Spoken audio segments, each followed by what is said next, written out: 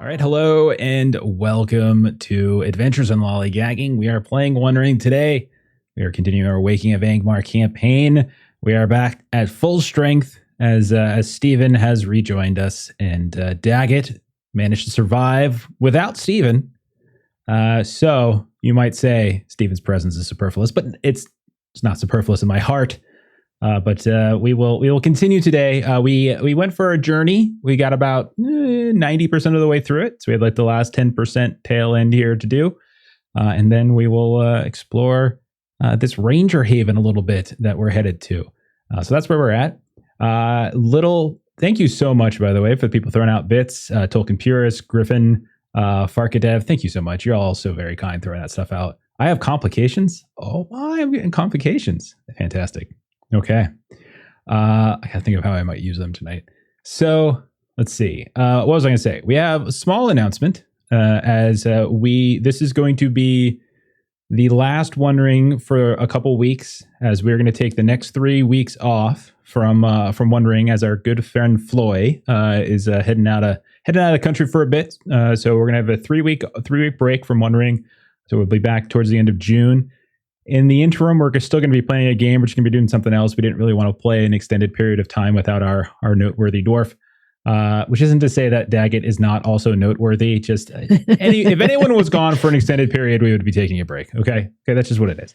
But we're going to be playing a different game for 3 weeks. We're going to be playing some Twilight Imperium, some Embers of the Imperium, sort of space opera, complete opposite end of the spectrum from One Ring, as that's going to be our break game this year, or this time. Last time Long left us, we played some Orbital Blues, so we were in space again, so we might as well kind of stick with that. I am not, the Three-Eyed Cat, you say that I am mean to Stephen, but you have no idea how nice I am often to Stephen, and he just shoves it back in my face, and it's Jeff, ridiculous. I begged you not to play without me last week, and you said, no way, we're going through with it. You're not important to the fellowship. The lies I didn't say any of those things. Thought all of those things, but didn't say any of those things. I said it's cool to play without me. I did. I mean, to be fair, I didn't actually ask you because I was going to do it no matter what. You did ask me. You DM'd me saying, is it okay? I know. So anyhow, just don't want to seem too nice. Well, every time I'm nice to you, you just, again, you shove it back in my face. And so It's now true. I have to be, I'm just performatively mean towards Stephen. I'm really not actually mean towards Stephen. And it's the opposite for everyone else. I'm nice to them, but in real, I really dislike every one of them. So that's how it works. But before we get into the session, why don't we go ahead, introduce everyone for really quickly, hop into a summary, and then we'll start up. So we'll start up with Floy. Long, tell us about Floy. I'm a prosperous dwarf, pretty hardy, proud and wary. Some of my flaws, I'm grasping, a little bit mistrustful. And yeah, pretty strong.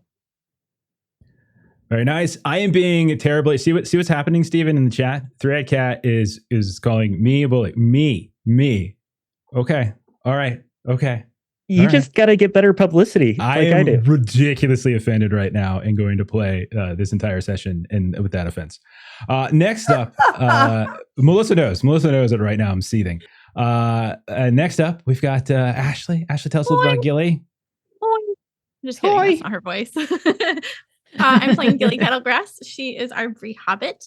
And yeah, she's very excited to check up on these rangers that we interacted with previously, and see if she can learn anything new from them. Add some more knowledge to her personal library that is quickly growing. So fantastic. And that there might be opportunities for such things. I have closed down chat, so I will now no longer be in the chat for the day. So I will no longer see your comments. For all of you who are being nice and stuff, thank you. Thank you for watching. If any of you throw up this, hopefully Melissa or somebody else will remind me so I can thank you. But that's it. I'm out of chat. Next up, Melissa. Melissa, tell us about Aurinial. Yes, I think to bring you up to speed, I actually think you have 3 sets of bits that came your way earlier in the chat process. Aurinial is one of 2 rangers of the group. She is the champion ranger of the group. She has not spent a whole lot of time around other rangers in this campaign. We had a few rangers that we ran into a little bit earlier, and we didn't necessarily do the best that we could have by them. And so she's a little bit anxious about coming into a larger group of rangers here shortly. But she is glad that she has had the expansion of the fellowship with Tara recently. Excellent. Steven, tell us a little about Daggett. Hey, Daggett is just the most lovable, friendly cause of the death of the party that there ever could be. Radagast told me some things. I gotta be introspective now, so I've probably been quiet for a little bit.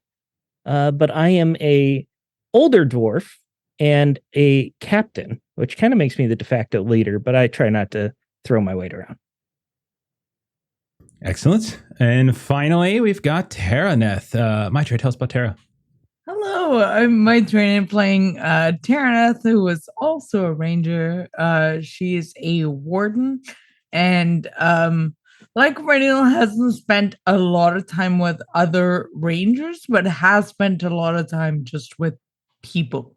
So she's excited to go back and kind of see what she hopes will be a reinforcing of her core beliefs and will not be challenged at all, I'm sure. Very nice. And yeah, there are, as we were talking like a little bit about before we got on the stream, there will be people here, some of who you will know, some of them you know by reputation, some of you might know by face or have actually had interactions with. So, and we'll kind of play that by ear as you see fit and as I see fit, as we kind of move on. All right. So with that, let's dive into summary time. So last time around, last session, you guys had a hearty breakfast and a few final goodbyes.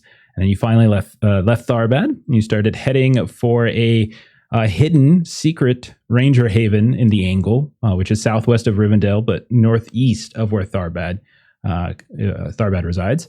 You followed the Grey Flood River for a while, for most of it. You passed by the site where you had your battle with the Nazgul.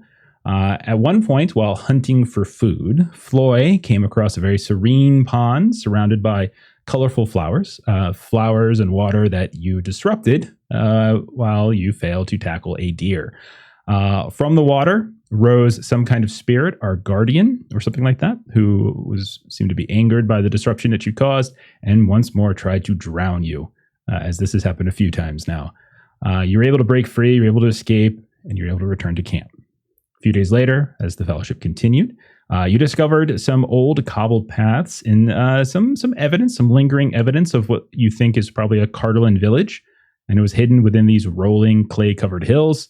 At night, Gilly and Tara, you watched as the ghosts of these long-dead crafters went about their trades. They rose up and just started moving about.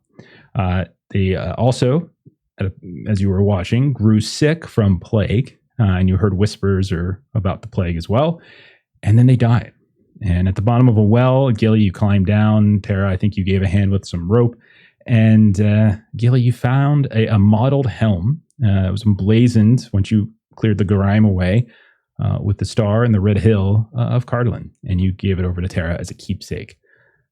You followed some of these scattered ruins and these clay hills for several days as you started to start veering northwestward a bit.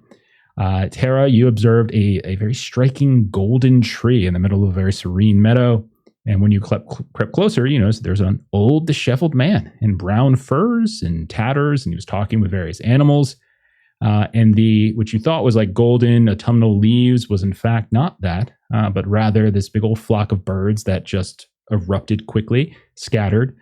The man was not unfriendly. He was a bit odd, and he seemed to be conversing with foxes and rabbits and birds and all those types of things. And eventually he did give his name, Radagast. Tara, a name you recognized, more formally or more well known as Radagast the Brown, a powerful wizard and a naturalist, and sometime a friend to rangers as well. He, as your conversation unfolded, he offered a bit of advice to every member of the party, a riddle of some such, and that was basically it. The only one that wasn't spoken out loud was Daggett's. Mainly that's because Stephen wasn't here. But Daggett has learned what he was given. In the morning, he was gone. No more Radagast.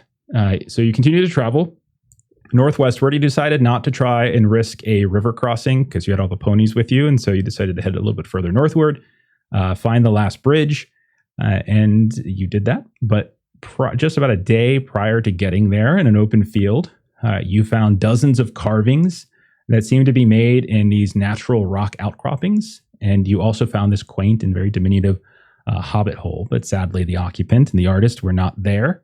So you made a note and you moved on. About a day or so later, you crossed the bridge. You veered southward away from the troll shaws to the north, and you aimed for a group of hills in the distance where Tara knew that the chieftain's lodge of this ranger haven awaited them. So we're going to pick up. We're going to say camping as travel at night is probably a little bit dangerous. So you travel as far in the direction of that lodge that you think is doable with the light that you have, and then it's at a certain point you camp out. And however you want to handle like watches and things like that is totally fine. We don't have to get too far into that. However, the night, while it's not eventful in you're attacked or there's wargs that assault you or anything like that, it is not a restful night for any of you, as all of your dreams are actually haunted by some kind of nightmare. And what I would like the party to do is, one at a time, I would like everyone to just narrate what kind of dream or nightmare does your character have that truly upsets them? Like, not embarrassing, stand in front of a crowd, give a speech, but something that truly makes them fearful or frightened in some particular way. Just setting up some music really fast once I find the proper track here, and then we'll get into it. So let's see. Does anyone want to go first, or I can just roll randomly here? I can go. All right, go ahead, Daggett. Daggett's nightmare would be that he is fighting alongside the Fellowship, probably against an overwhelming amount of orcs or other evil creatures. And one by one, the Fellowship would be going down, and Daggett would be trying as hard as he can to keep fighting, but there just wouldn't be any strength in his arms. Every time he swings his axe, it just doesn't connect, or it doesn't do any damage. It just bounces right off. And try as he might, he just cannot prevent the death of the Fellowship. And throughout the night, I mean, this, it's obviously hard to tell, like when you're dreaming, how much time is passing in the waking world, right? But this is, from our perspective, this is likely a dream that you're having sort of on loop as time is passing. You fall asleep, put your head down on whatever travel mat or on the ground or however it is that Daggett sleeps.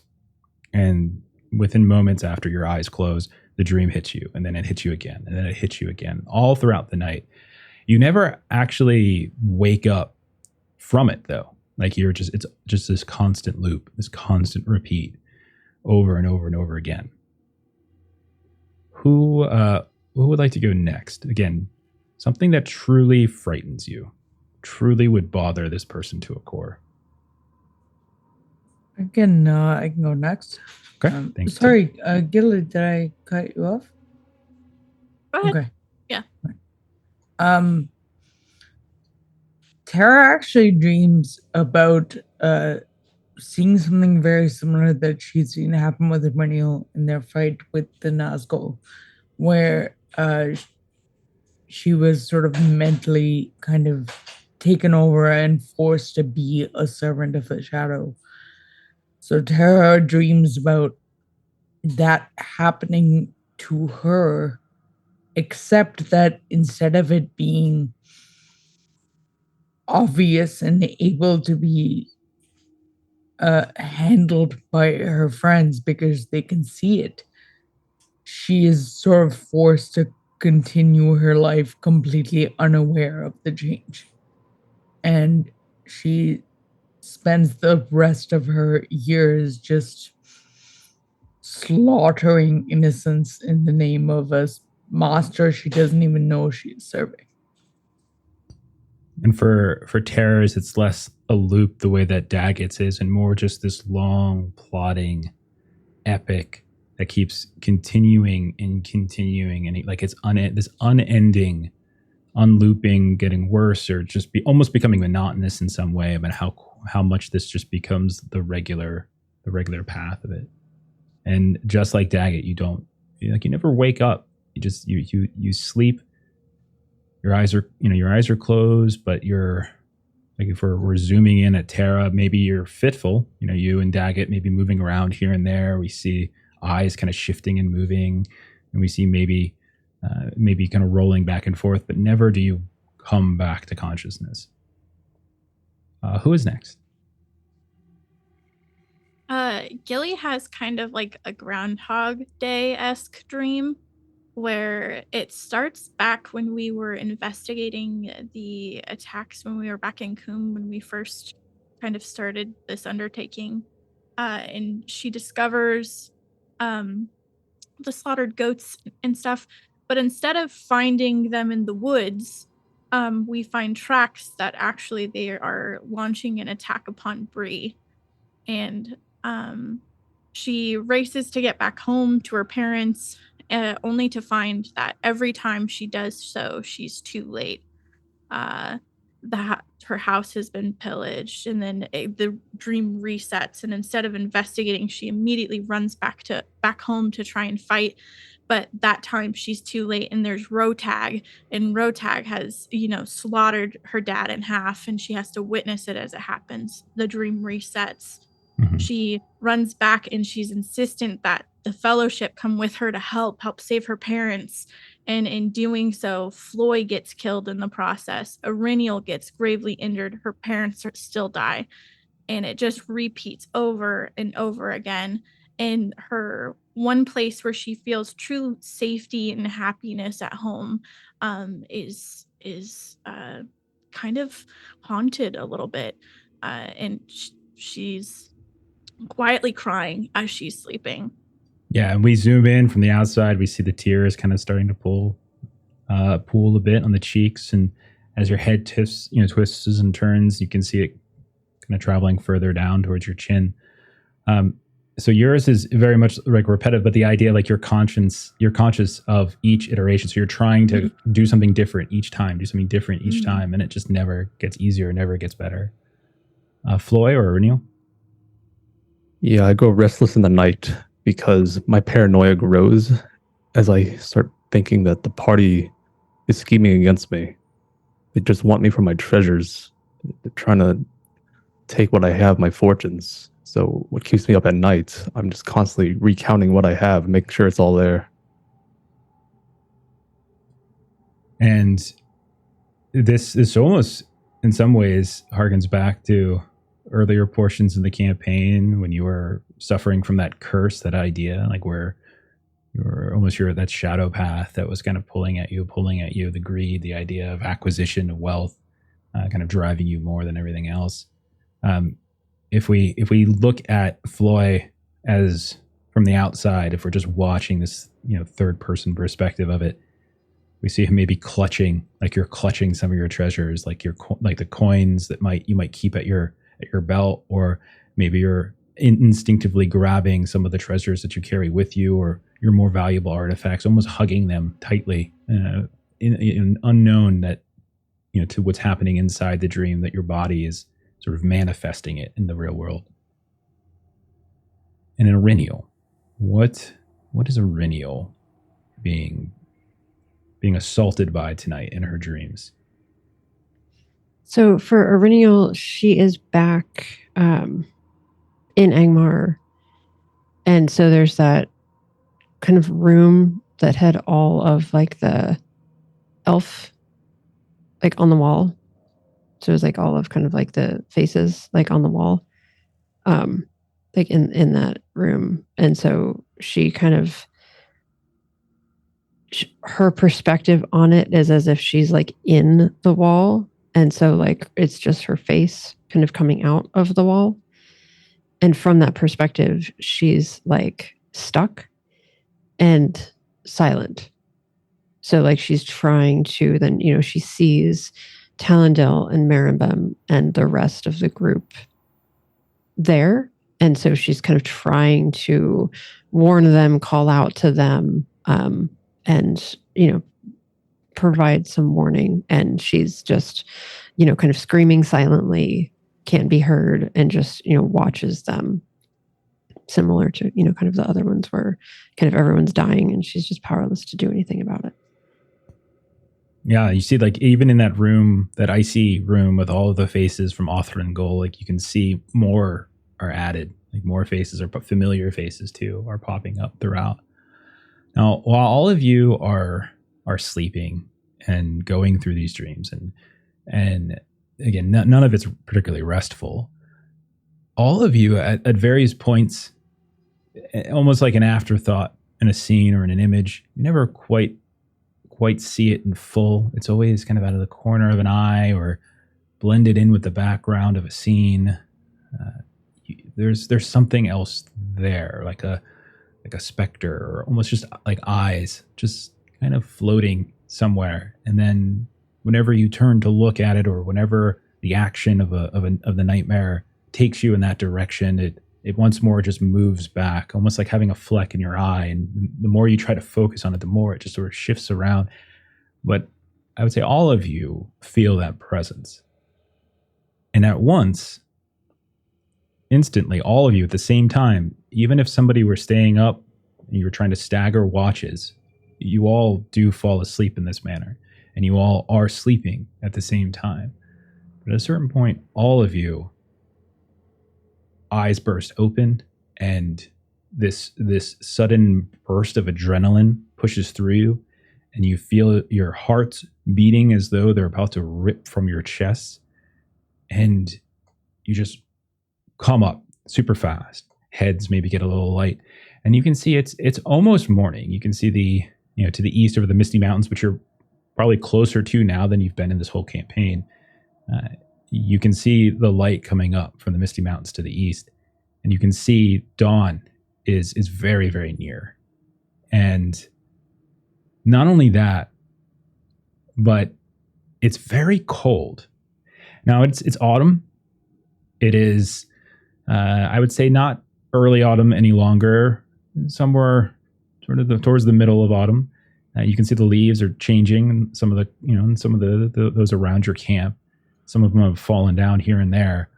You notice that in this sort of strange pattern, like all of the leaves that are falling from the boughs overhead are falling, and they're never quite landing on your, on your sleeping, your sleeping packs, or around the camp in any particular way. It almost creates this kind of artificial perimeter to it, and you feel extraordinarily cold, despite the fact that there is a fire in the middle of your camp. You can see. But as you wake, you look over towards it, and it was very low. Like the embers were extraordinarily low. And just watching it now as you're breathing heavy and trying to get your wits about you, you see it right in front of you just grow in height and severity until it becomes a far more reasonable fire, and the warmth begins to kick off of it once more. Does anyone do anything when you first wake? I grip the pommel of my battle axe a bit tighter, just from the adrenaline burst. Renil would do a head count, just checking to make sure that everyone is still there and still accounted for and safe.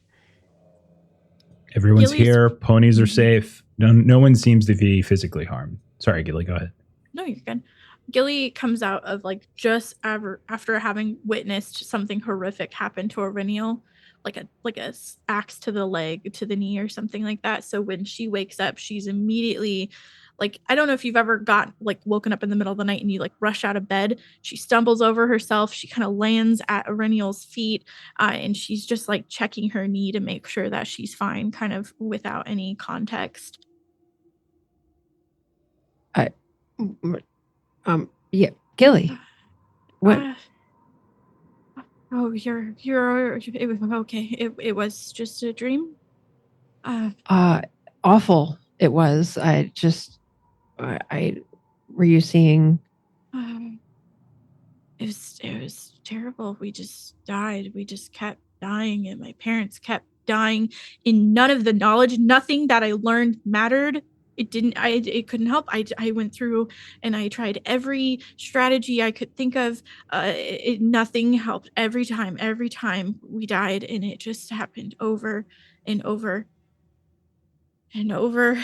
And she just kind of like sits down, and she'll just kind of flop back kind of near the fire as she tries to like warm up again, and just like cover her face with her hands as she tries to just calm down. Gilly, I was also having just awful nightmares. I saw all of you dying. There's something amiss. And she just sort of checks in with everyone else. All this dying so early in the morning. I'm not dying anytime soon. You are our strongest fighter. I hope that is true. Daggett, Tara, nightmares for you as well? Sitting around talking about it's not going to do us any good. We should pack up since we're all awake.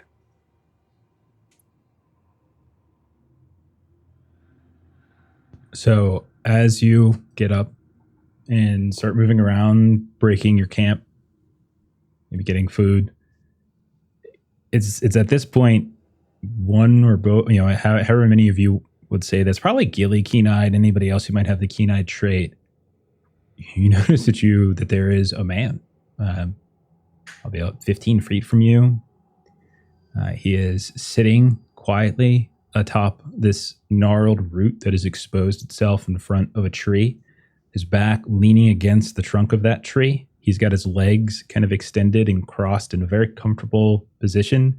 He's dressed in earthy tones, browns and some greens and some grays. You can tell that he is, middle-aged of a sort. Probably not quite as aged as Talendil was, but much north in terms of years than those of you here. And when you finally notice him, and you can tell, I would say at this point, that he's probably seen you and been watching you this whole time, and possibly have heard, any kind of conversation that was not a whisper. He looks at you all and he just says, "Good morning, travelers. You are a very curious lot." And then he looks and he sees Tara. And so unrecognizable. I was just going to ask. You definitely recognize him. He is a ranger. His name is Vinutor. And he looks towards you and he says, "Oh, Tara, you have returned." Vinutor, it is good to see you. And she runs up to him and gives him that. Oh, sorry, not my kid away. Gives him that sort of forearm, hearty, familiar forearm shake. And I would say you notice that he takes it, but he does so warily, like almost mistrustfully. Like he's eyeing you very curiously at this point. He'll do it, but you know him to be, he's a decent man. Like there's sure. A very decent man. He tends to be, he's not the most, he's not the loudest. He's not the most boisterous. He's not he's a relatively soft-spoken man, but he's usually, for those who get to know him, he is friendly. But it takes a lot to get to know him. He's that kind of guy. But he is a little bit reticent, which is curious because you two have gotten on well in the past. Something the matter, friend? I was going to ask you that question. Who are these people you travel with?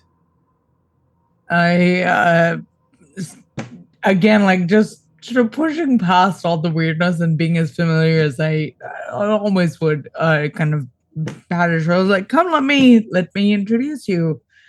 And sort of gently walk forward with my hand on the back of his shoulder. Like, He'll let you are meet my him. traveling companions. And I'm so sorry. You'll have to spell the name for me, Jeff, so I can add it to my notes. Yeah, you could just call him Vin. Like, that's fine for short. V-I-N. Sorry, once again? Vin. You can just say Vin for short. Vin, thank you. Vignatur is the full name. Thank you. Okay. So he's looking around and he's like, this is my friend Vin. He's a ranger. Mm-hmm. He looks at you all, and where the look towards Tara was one of wariness and uncertainty, it is probably doubled in casting his eyes around you all. 2 dwarves, a hobbit, and he kind of eyes Aurelio. Is this the Aurelio you've told us so much about? Yes, the one who saved Orphan and all of them. Yes. He kind of looks at you, and at that he softens ever so slightly, and he's like, well met, Aurelio. Orphan has spoken very highly of you, as has Tara. You are welcome amongst us. It's nice to make your acquaintance.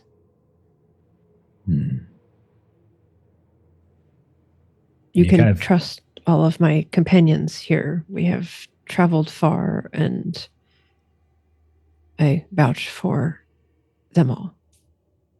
I must say I'm a bit surprised, Aurelio, that you have traveled so far. Such a lackadaisical manner of keeping camp. And then he whistles, and you see just like 5 other rangers just starting to step out from the shadows, from behind brush here and there, completely surrounding you.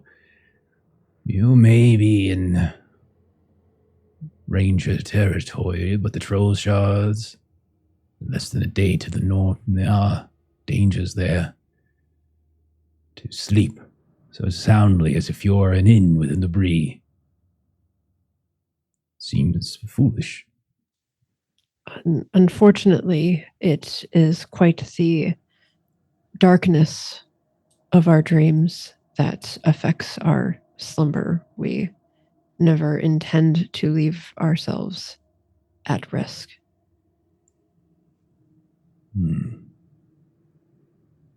It's very peculiar. Been here for most of the evening. You all Then know. you would have seen us take watch.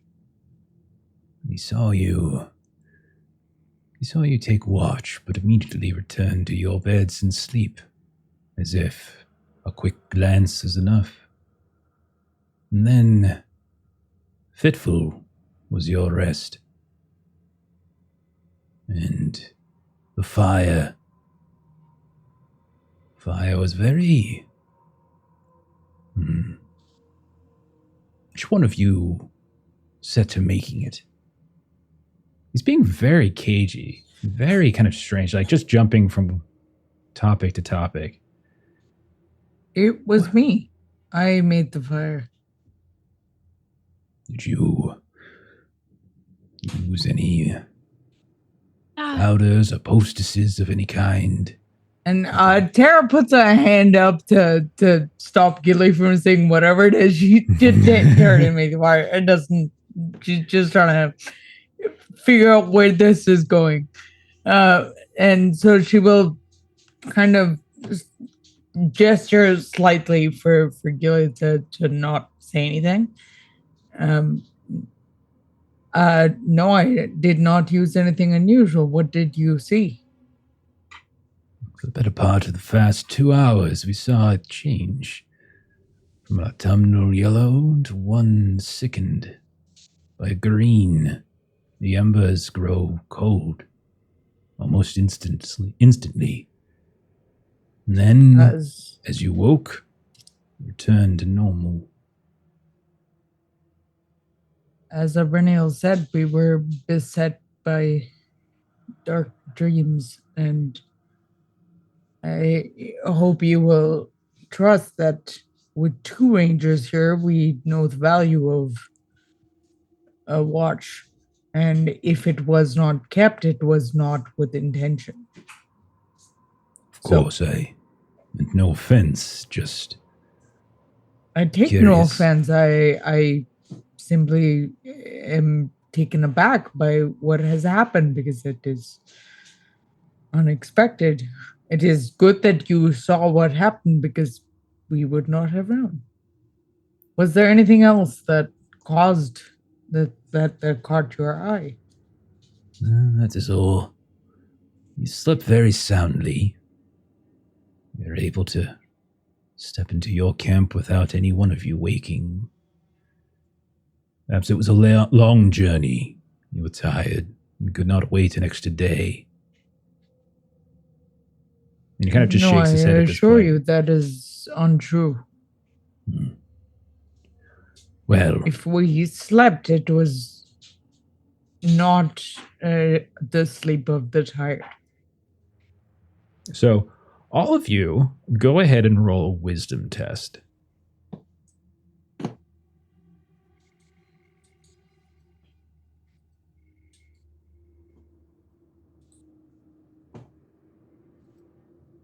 So if you recall, for wisdom, you look at your character sheet.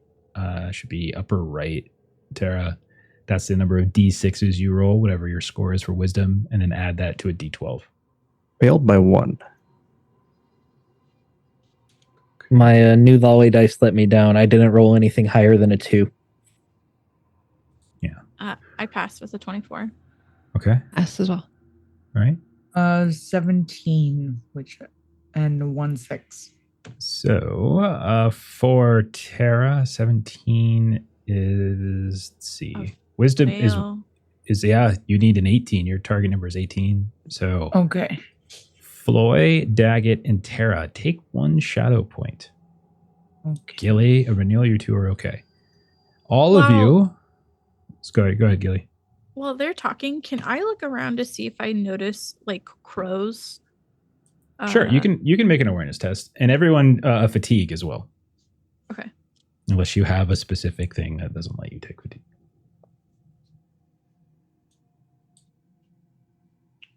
Great success, Jeff. You look around. You're specifically looking for birds. You're looking for anything that suggests something out of the ordinary. You see a scattering here and there, but you don't see crows necessarily. But you see birds. You see wildlife. But nothing like what we saw when we fought the Nazgul. Nothing at all. You do see it was a regular success or great success, extraordinary? Great success. You do see some very light tracks in the camp and around the camp. But as you look at the footwear of Venutor and some of the other rangers that are now around you, that's who you would suggest accounts for those steps. Okay. It doesn't look anything else, but you do see them. It's very, very hard to see, but as you focus, it's definitely them. The other thing will kind of speak up. Oh, sorry, go ahead. Well, the other thing I was going to give Gilly is you do notice that the wood that you put in the fire has barely burnt. It's almost as if, like, when you're looking at it now, it's just beginning to start to blacken, as if it doesn't look like the type of firewood that has sat overnight. Okay. Go ahead, Aurenial. I must ask, was there a concern that you all had? We are appreciative, of course, that you kept an eye while we slumbered and ensured our safety. We are appreciative of that for sure. I was curious if you were wary of a danger and that might have led you in our direction. Renio, we are always wary of danger. Let's not live within a secret haven and not be wary of it. My My concern is perhaps you have brought something to our doorsteps. But that is not for me to decide, and nor do I need to decide right this moment. You are welcome amongst us. Dwarves, where hail you from? Blue Mountains. Same. Welcome. You are a ways from home, but you are welcome here if you travel with Tereneth. And you, little hobbit, it's not often we see your kind. It's true. But I hail from Bree. Ah. Well, I have good news for you, as my dear friend Halbarad has recently joined us for future council. He is well versed in your people. Perhaps the two of you will have great things to talk of. But for now, daylight is upon us. Travel is, will not be difficult. Eristil, I'm sure, will be curious at the arrival of new folk. And she has business to discuss with you, Tara. Sorry, I spoke over you, Jeff. And he just says that she has Eristil, and he says, and she has business that she would like, I am sure, to discuss with you, Tara. And you, Iriniel. And Tara's face gets like a little sour at that, and the same business that she has been speaking of for the last 2 years. And you can see, like, his mouth thins out a little bit. It's not a grimace, not a smile, just sort of thins. What else would it be? Yeah, her expression matches his. And so at that point, he motions for you all, and he says, "We will wait you when you are ready. If you wish to break your fast, do so. We will lead you there home. There are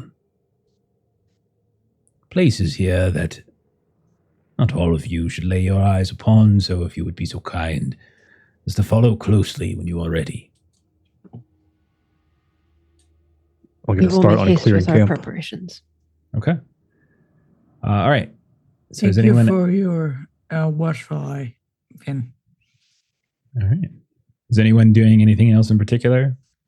On the way walking up, Tara would like to share the stuff about herself and what made her so visibly.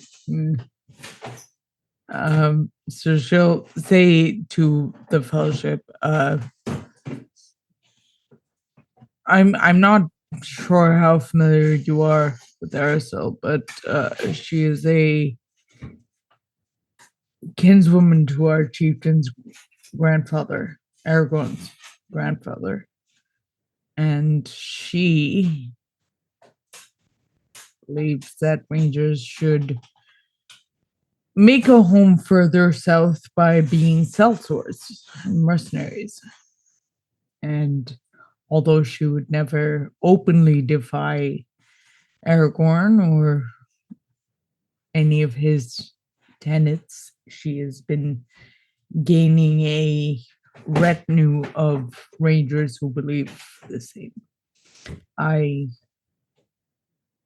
do not believe that we are sellswords, but that is what she wants us to be. And perhaps that is something we will eventually be once we defeat the shadow, but we are nowhere near defeating the shadow. So why should we abandon? And then Tara kind of gets into a bit of a rant about why she doesn't think it's a good idea. But it's pretty clear that this is not something new. And it really is something that bothers the hell out of her. Well, this is why, Tara, you are more inclined to spend time around groups of individuals that have to sometimes pay the price for having opinions that differ from those in leadership positions. And this has always been our chief disagreement. How we go about. I have missed you.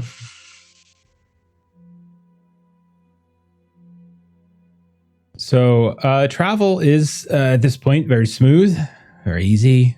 You have no real issues. Like there's definitely some hills, forests. It's you could probably tell that it'd be very easy to get lost in a place such as this. There are very steep hills at times. Periodically, those of you with a good eye might even notice, cloaked amongst some of the wooded hills, especially the shadowed ones, you actually see almost a home. And built in such a way as to sort of avoid notice, but only if you're really straining and looking do you see these. You don't see roads or paths or anything like that, nothing to denote that there is a settlement or anything here. It just seems more like scattered places where people might be staying.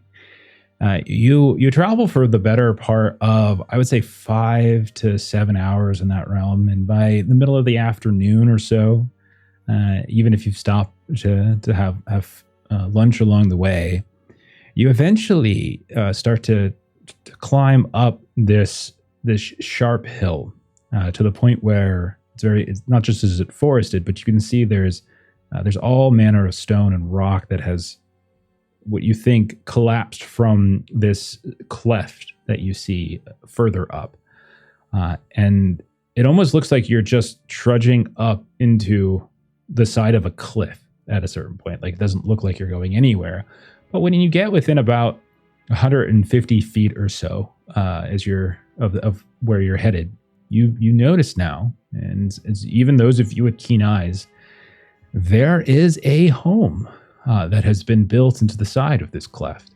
It is rustic. You can tell it has a very much in some ways a cabin-like feel to it, but at the same time, there is a grandeur or lordliness to it. You can see the same stones that you saw at the base of the hill that you started to climb have been gathered and have been used primarily to build the foundation of this place, stacking it up here and there for some stilts, and then for like the lower levels of the building itself, and it kind of blends almost seamlessly. And then once you get into the upper portions of this home, it's wood, and in other places there's still kind of brick that seems to have been patterned here and there, and everything just blends perfectly. But once your eyes rest on it, it is a gorgeous home. A set of stairs, stairs that are kind of offset slightly from the center, weave up towards a door that is intricately carved. You can tell that it bears. It's not particularly ornate in the sense that it looks. It doesn't look kind of. It looks in many ways it looks like a door that has been crafted by someone over the course of time and not just done on spec. It's something that people have maybe returned to from time to time. But Venutor arrives, and you can see he reaches down, he pushes the door open, leads you all inside. You can see that there's wooden beams that are supporting these very, very high ceilings, gives a very open feel to it. It's not an enormous home, but is spacious in some way. Wooden planks move. They're very long planks, sanded down, planed. You can see that there is a fire on the eastern side as you come in within this stone hearth. And you can see that surrounding on some of the walls are tapestries that are adorned with very fine stitching. You can tell depicting something. You can tell they're not just there for decoration, but almost as if they're chronicling aspects of history, perhaps. You can see there are shelves here and there as well that are displaying books, gilly, scrolls. You can even see as well, there's other various displays, keepsakes, things like that. In between, there are also these very large windows, one that looks down the slope itself, and another that looks eastward, like just to the side of the hearth. And it provides a very tranquil view of the land, but also a very strategic one. As you can tell that by looking out of these, there's no way a person could come and approach this place without being seen. And The lovely home is yours, Vinny. He looks towards you and he kind of lets out a sigh. It is Aracel's home. But yes, I am part of a house and I stay here as well. And I've already make myself at home, like sitting on whatever chairs I can find. And you hear a voice, Floyd, coming from above you as you look up and you realize there is like a little balcony for a second floor. And there were these, again, stairs that are offset, almost not visible with the way the wood is aligned on the walls. And you hear like a voice clear their throat. And you hear, Vinny, have you become such friends already? And when you all look up, you see there is a woman of age, but very dignified, tall, lordly, striking profile as she starts descending. You can see that her hair is white and gray here and there, tied extremely tightly back in a braid that seems either tucked underneath like a cloak where the cowl is sort of around the base of her neck, or it's just worn short. She has a fairly stern face, but not necessarily one that looks particularly angry. And it's hard to sort of assess her age as she comes close, but she definitely gives off the air of someone of age. Tara, you obviously recognize this as Aracil. Yeah. And Tara stiffens immediately upon hearing her voice, like visibly stiff. And it's appropriate to think of Tara as over familiar and genial are like the right words to describe her, but she is distinctly giving off like a very darkened cloud, like icy demeanor energy in this moment. Just so quite uncharacteristic. Aracil will start moving past everybody. She'll stop next to you, Tara. She will put a hand on the top of your arm, not just below the shoulder. She'll give it a very slight squeeze and a small smile. It's good to see you again, Tara. Or actually, no, wrong voice. It's good to see you again, Tara. I see you have brought visitors. And then she looks, so that at that point she'll walk over towards Floy, who has just flopped down on this tapestried or this upholstered bench by the hearth. Hello, Mr. Dwarf. Welcome to my home. It's not often I have been able to host your people. It's been quite some time, in fact, but you are welcome here. If you are a friend of my dear friend Tara, then you are welcome in this home. Oh, why? Thanks for having me. I am Floy. Floy. Wonderful. I am Ersu. This is my home. These are my people. She kind of throws her, like kind of puts her arm and shows you towards like, Venutor and some of the others that have been escorting you. And you are welcome here. Please, will you introduce me to the others that travel with you? Yeah, of course. Daggett, get over here. Daggett, son of Snook. Daggett, son of Snook, welcome to my home. Quite a fancy place you have. It is fancy by some standards, but it suits our needs just fine. It is a far cry by most standards. We built it with our hands, with our time, with our blood. And considering where we hail from, it is not as grand as you make it out to be.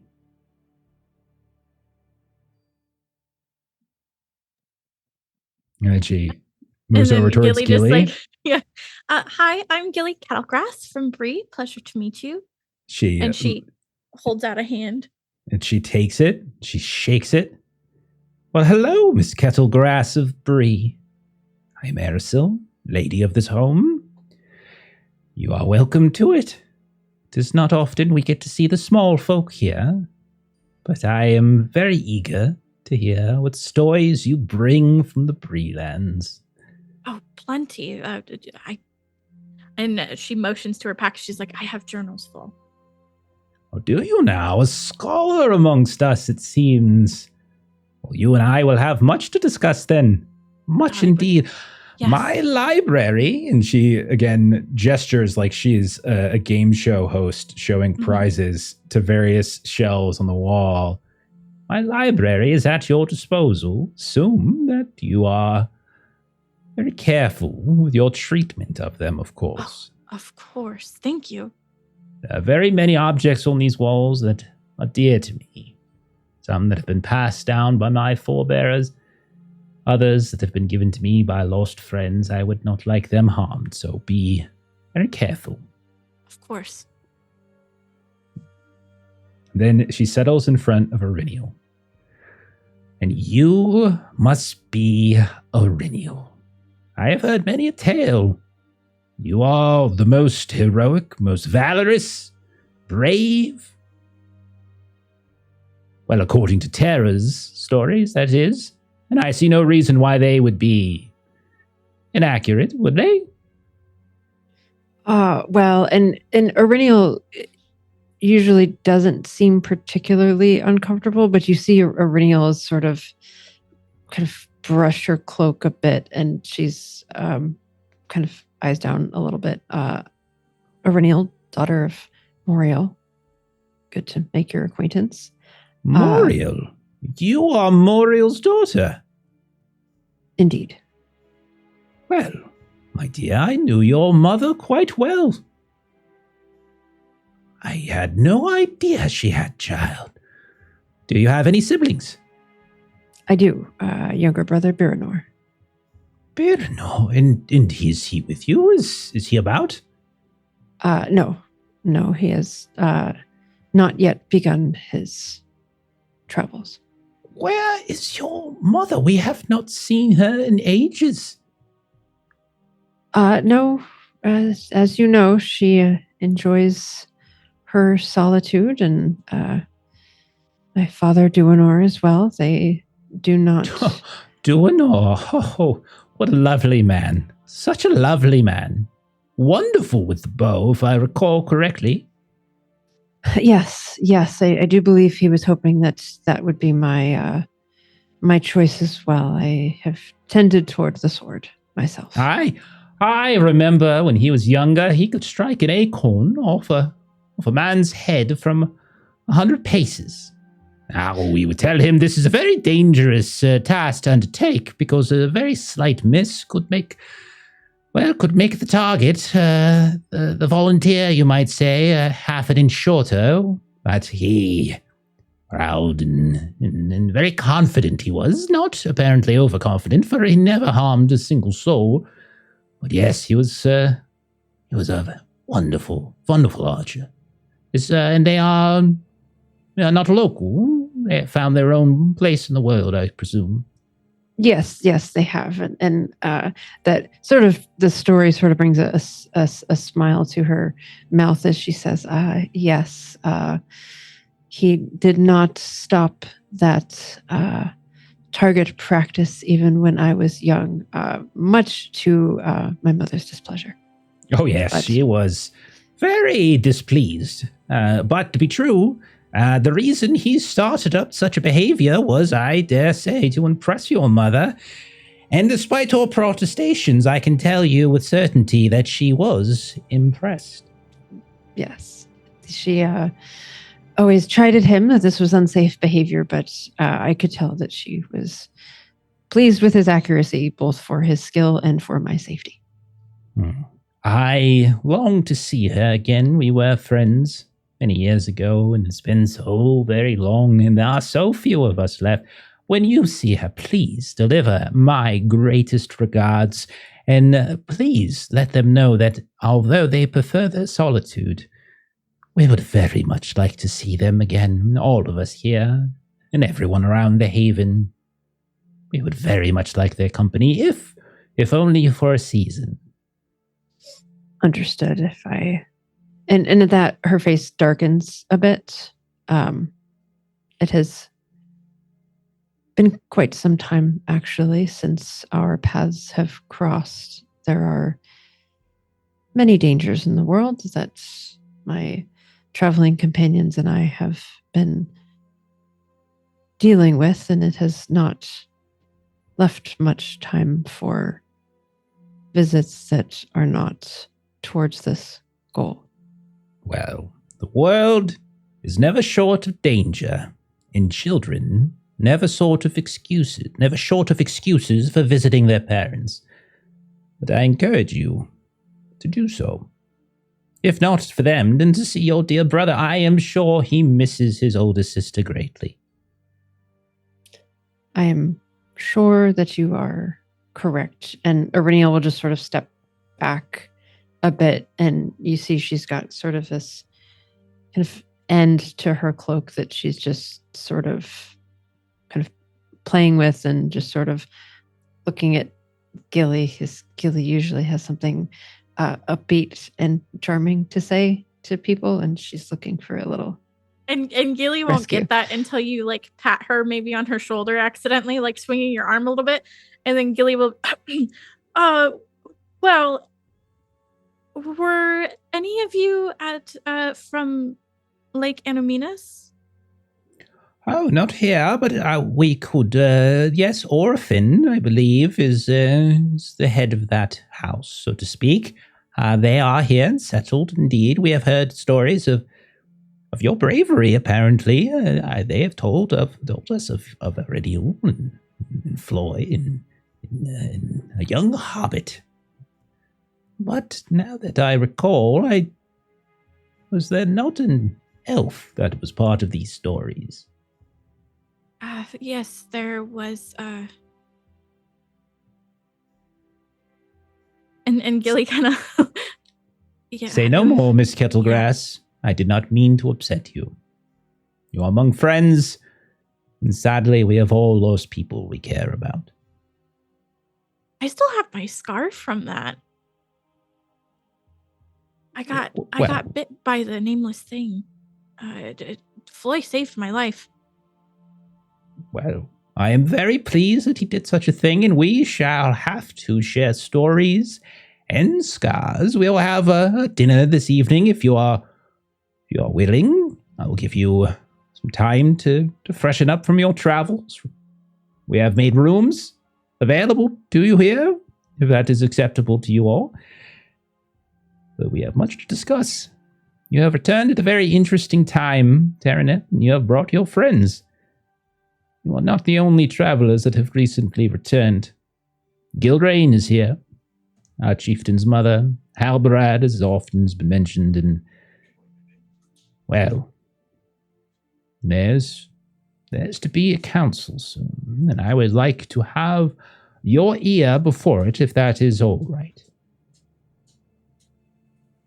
Fine. Yes, we do believe that we have learned things that could be useful to share. I am sure. Well, I will take your time no longer. We will meet again. Sunset. We will have a feast prepared. Daggett would be here for... sorry, go ahead. No, go ahead. No, you please. Daggett would be over by the wall looking at one of the tapestries and just kind of like feeling the edge of it. You said these are generations old? And she looks over and she sees you doing that, and she suppresses a flinch. Yes, that one specifically. It's very, very old indeed. Be very careful. They give it a slight tug. It's in very good condition for its age. Please, Mr. Dwarf, those are irreplaceable. And you see on it, Dagger, that it is a battle scene that seems to be depicted. The color has faded. Like, you could tell at some point this might have been a very bright, very rich blue, but it is now very, very gray and faded. And even as you're playing with it, you can see beneath your fingers some of the threads are beginning to pull apart, and it showcases this very large battle in a very terrifying looking stronghold that seems to be at the centerpiece of it. Around it, this huge army has surrounded it, and this stronghold itself has these terrifying angles that seem violent and sharp. It is not architecture that I would say the dwarves of the Blue Mountains are particularly familiar with. It almost seems foreign to you in some ways. Quite the striking imagery. Are you a historian, my new dwarf friend? Oh, far from it. I barely know how to read. Well, you've picked a very, very interesting tapestry, in fact. Very interesting one indeed. There's no reading that is needed here. This is an artist's depiction. I always appreciated pictures over words. Well, within them, some say there are thousands of words per picture. But here we have very final battle, some said, but as history has proven, it is not final at all. This is Barad-dûr, fortress, stronghold of the enemy. And she gets kind of grim and dark as she says that, and she sort of trails off and doesn't really say much more than that.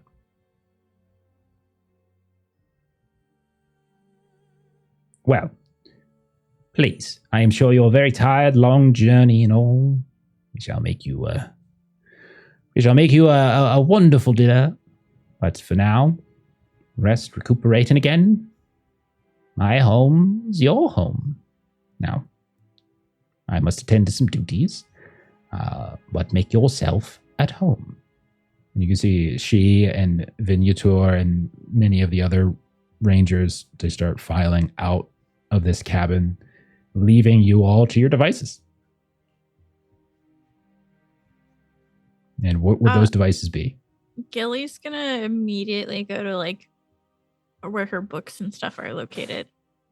And she just kind of like will take her pack off and then immediately settle down with something that looks like the most interesting. Okay. So there, I mean, is there anything in particular you're looking for? Is there any certain subject matter or styles that you are kind of interested in? That's a good question. I think you see certain tomes of very clear elvish make and elvish language. You see others that seem to present imagery on the inside, heraldry, sigils, and such. You see others that almost seem like poetry of some kind. You see others that seem very, very technical. So there's lots of different I think options. she'd lean something more towards like the elvish stuff, kind of with a fondness. So you pull from the shelf. You can tell this is an old tome, but it isn't necessarily it isn't as grand as maybe some of the others. Your elvish is probably not. It's not the best, super great, but your time with Sorendir and some of the other things that you've seen has probably helped you a bit, and so it gives you time to work through it. But no, this is apparently the song. Like it seems to be a collection, much like your tutor back in Coombe. It seems to be someone that has sort of anthologized what appears to be many elven hymns and lore, songs of the firstborn, things like that. Various beauty and sorrow of the Eldar. So it's like a poetry and song collection. Oh, okay, cool. Are any familiar, like similar to like what Sorendir would sing, or when we witnessed those elves on their journey? In some ways, yeah. Oh, that definitely the procession that you saw when you were near when you were traveling through the Shire. Yes, you definitely can hear some of that, and there is more than one familiar piece in here. And I would say this isn't quick reading for you. So this is slow reading, like taking your time, trying to figure out what these words mean, trying to figure out the meaning of these words, sounding them out, playing around. So this is not something that takes like, just flipping through for 5-10 minutes. Like after 3 hours of study, you've maybe worked your way through 2, it's that kind of thing. But no, I mean, there's familiarity with some of the material in here. You can tell though that it has not, you can tell just by the way in which the words are written, and there's almost a clumsiness to some of the text that it's the type of complaint that only a person like yourself who has read and gone through many tomes would make. Any lay person would look at this and looks extraordinarily beautiful. But as you've possibly seen other scrolls or texts that have been written by others, you can tell this is likely somebody else maybe who has tried to record some of these things, trying to write down from experience. It is not, however, authored in any particular way. You don't see a name associated with it. Okay. What are the rest of you doing as Gilly flops down to do some easy afternoon poetry reading? Iriniel, I think. Araneth, Sorry, go ahead. you've returned home, but you seem like in a foreign land. Are you having doubts? I have never lived here, Floy.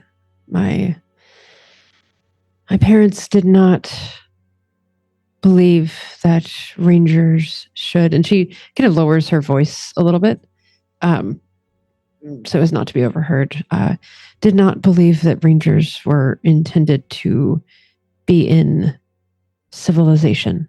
We are raised from birth to be on guard, attentive, and able to care for ourselves out in the elements. I do not doubt that my mother knew her, but settling here is not something that she would do, even with myself in my travels, and once Biranor is old enough to do so.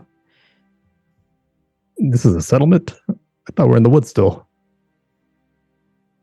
This like is as settled as we can be. Your kind are known for stonework and creating halls of grandeur that survive wars even. And this is not the way of rangers in the way that I have been raised for rangers to be.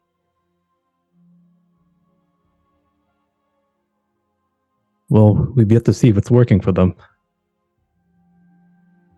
And Iriniel will sort of look over at Tara, because Tara's clearly been here and knows a little more about the goings on here.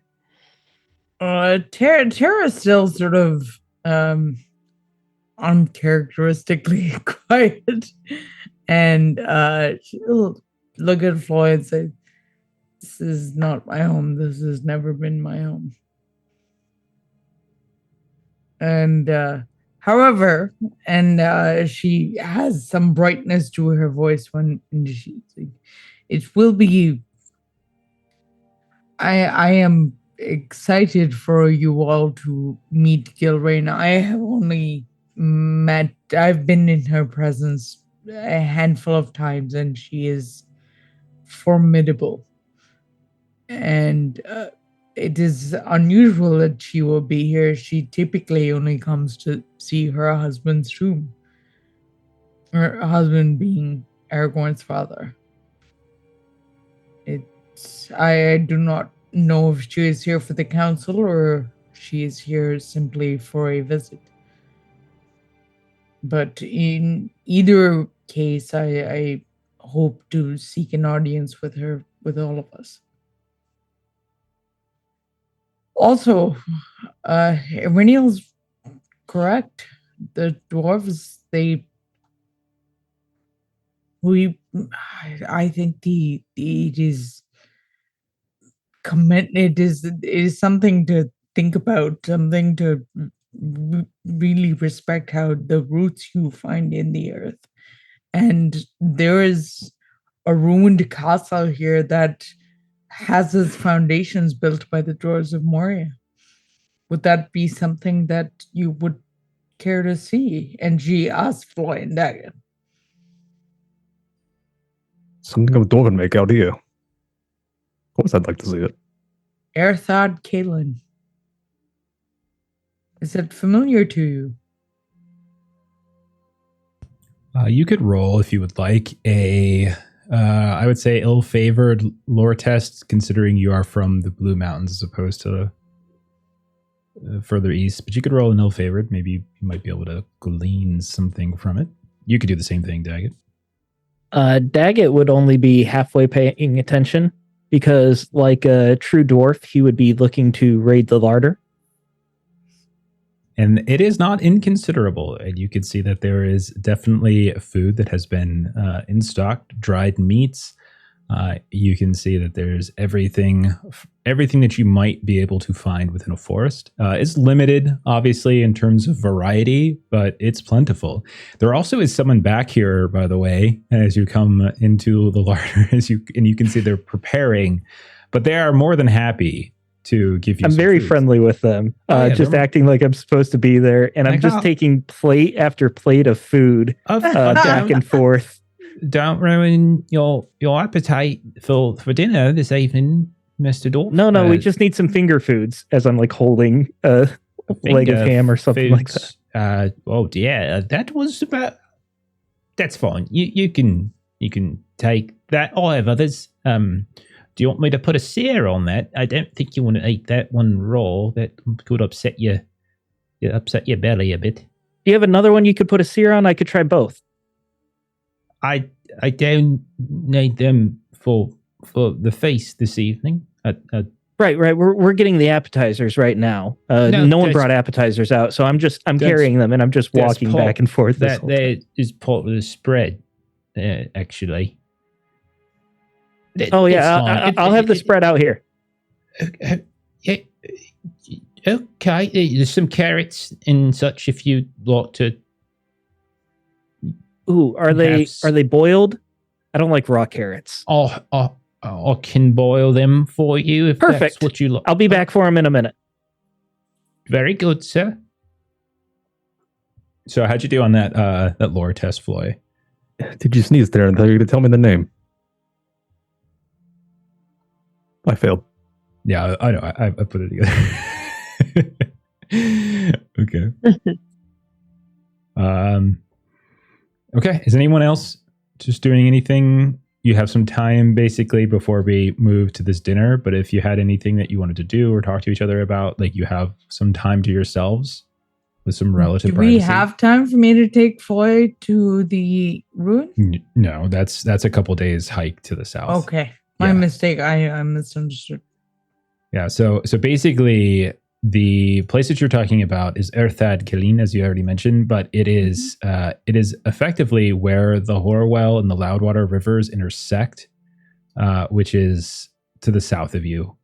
Had you tried to do a river crossing when you were traveling and kind of through the forest to the west of the Horwell, you might have been able to see it.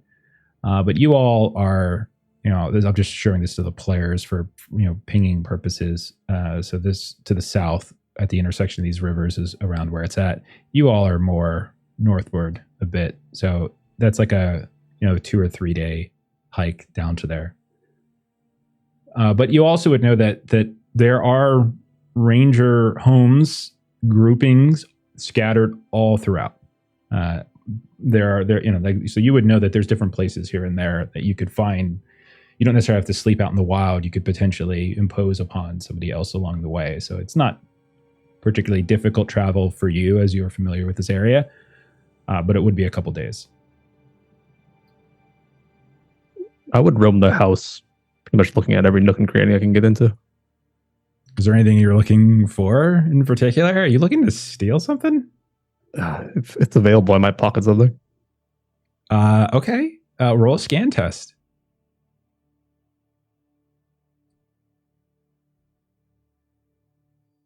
Yeah, let's do a scan. And I am favored.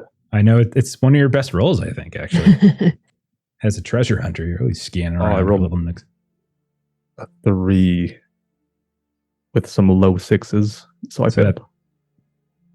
Okay, low D6s. Because the other one was a Sauron, so favored, I got a 3. No, it doesn't. I mean, like, unless you don't see anything hidden. There doesn't seem to be any hidden compartments, hidden closet. Everything seems to be out in the open.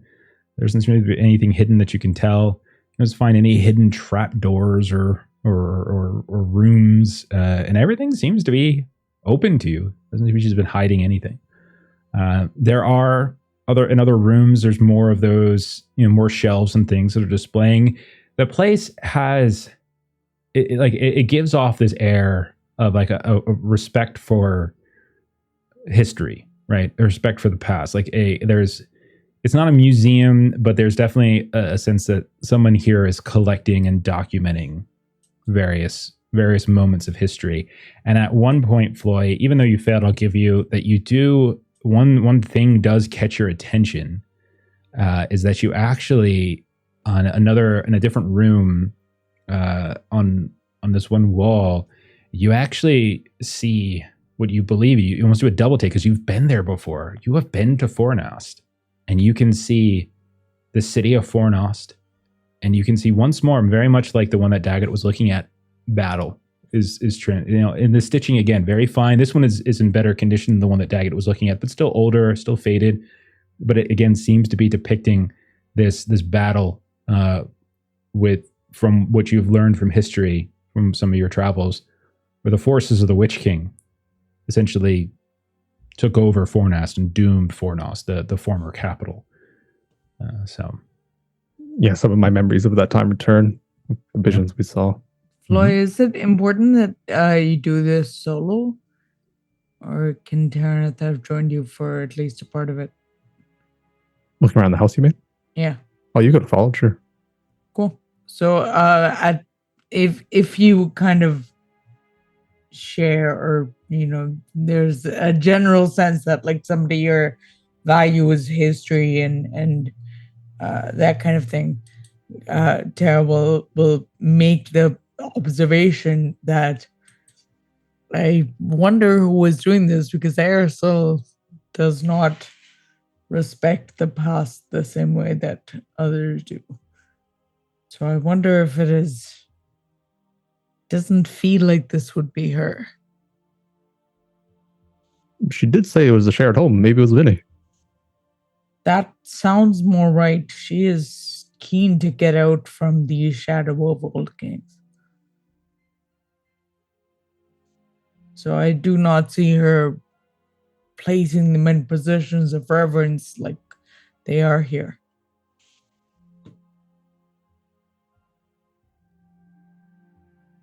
No. Is that dagger with a plate of cheese? And it is. You see a plate of several cheeses stacked very high. Oh, that's a good idea. There goes over. So yeah, all of you start munching if you want. And unless there's something in particular, we can say some time passes.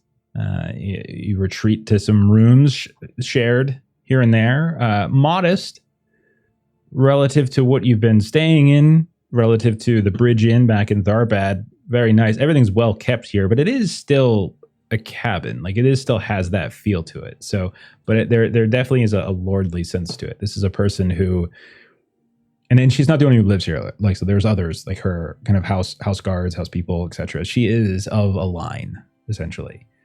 But eventually, we'll say some time passes. Out the windows that you see to the east, it gets darker. There are no western windows, but if you step outside and you look off to the west, the sun is going down, and anyone who is either outside or in the room immediately inside of the cabin, the very first room where the hearth is, where the sort of upholstered benches were, you see a small group of people walking up the hill. And as they get close, you recognize, obviously, Arasil. You recognize Vignatur. You recognize some of the other house guards. But there are also 2 elves that are amongst the group. And not only that, they look identical. She leads, so everyone kind of comes in. And you can see that Daggett, in the area that you were by the larder, there was a lengthy table that has been set up nearby. Periodically, you come back and forth and you see this person who has been giving you food has set up, plates and things and candles, and has put breads and cheeses, fruits and vegetables and things that are, ready for that. And eventually, everyone is called to table, and you all sit in various places. It doesn't seem as though anyone is supposed to sit any one particular place, though Arasil does sit at the head of the table itself. But she after a moment, after like drinks are served, you can see some wine is being poured, or some water, some ale in some cases being poured into goblets and mugs and things for everyone around. She kind of taps the side of her goblet with a piece of, like a fork or so, and stands up. I would like to welcome you all to my table, my home, friends old and new. She says old. She looks over at the elves, who you can see are already kind of eating. Like they're not like they just sort of they don't even really look up at her. They just sort of nod in a gesture, and they kind of reach out and they're like biting into it. Looks like a carrot of some kind or a piece of dried bread. And again, as those of you that are sitting here, they are identical. It's not the case of like mistaking two elves that they all kind of look the same. No, they literally are unmistakable. And they look very much the same. They're both wearing, as you look, a sort of a bright mail, but they have a silver gray cloak that is wrapped around their necks, drooping down behind and kind of sort of covering it. But you can see with the lantern and the candlelight at the table, the male is sort of flickering here and there. Very dark-haired, gray-eyed. As you kind of look into their eyes themselves, are very gray, almost silver. And they are, they're polite and whatever, but relative to other elves that you've encountered, they're just sort of ignoring this welcome, this toast, and you just hear a crunch as one of them cracks a carrot. She doesn't miss a beat, Arasil, at all. In fact, she actually smiles. And then when she says new, she is gesturing to all of you. For those who do not know one another, and she starts with you all. This is Gilly Kettlegrass of Bree. Floyd, did you give your father's name, like Floyd, son of such and such? I always forget my father's name. I think you said last time He wasn't important. Floyd, son of Oi. He was a mama's boy. Yeah. Oh, that sounds right. Yeah, Oi. Yeah. The Oi family. Floyd, son of Oi. Halls of Gladrock and Blue Mountains. Daggett, son of Snook. Terraneth, of course. And Irinial, I had to check my notes. What was your mother's name again? Moriel. And Irinial, daughter of Moriel, returned to us at least for a short time. And then she turns to the others, and she kind of introduces her own people, Vignator, a couple other of like the house that are sort of sitting at the table. And then may I present to you sons of Elrond and Celebrian, Elrond here and Aladdin. And they look up and they sort of wave, and they look around and kind of give grins here and there. How well does Tara know them at all? You might have met them once or twice. You're young, right? Tara is young. Sure. Yeah. So while they have come here before, they often, sometimes with Gilrain, sometimes to pay their respects, sometimes just because they're off hunting orcs, they bear a great deal of hatred towards orcs. And so sometimes they just work with rangers and go hunting with rangers. So it's possible you might have come into contact with them before, but you might have been very young at the time. And if you're a person, and I know you said this a couple of times, that this isn't your home, and if you're not here regularly, it's really just sort of coincidence. I would say you probably, if you know them, it's in passing, it's not too deeply. Love it. Thank you. So they kind of look around, and they're like, pleasure. And like one of the other ones like, yes, pleasure.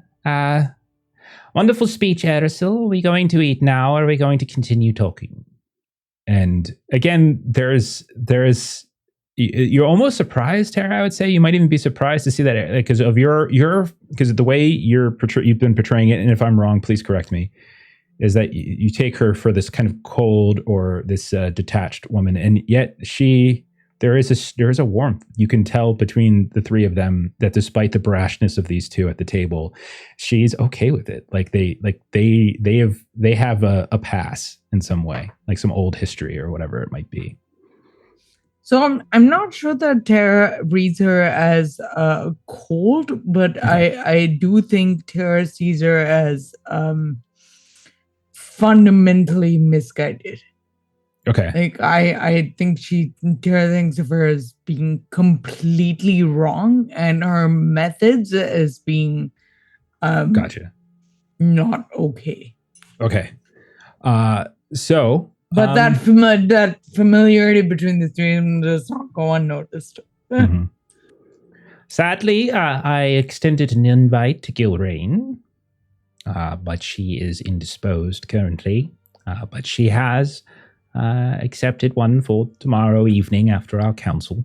So if all of you are still here as of tomorrow, I will look forward to introducing you to our chieftains. You can say there's a little bit of a hesitation when she says that, dear mother.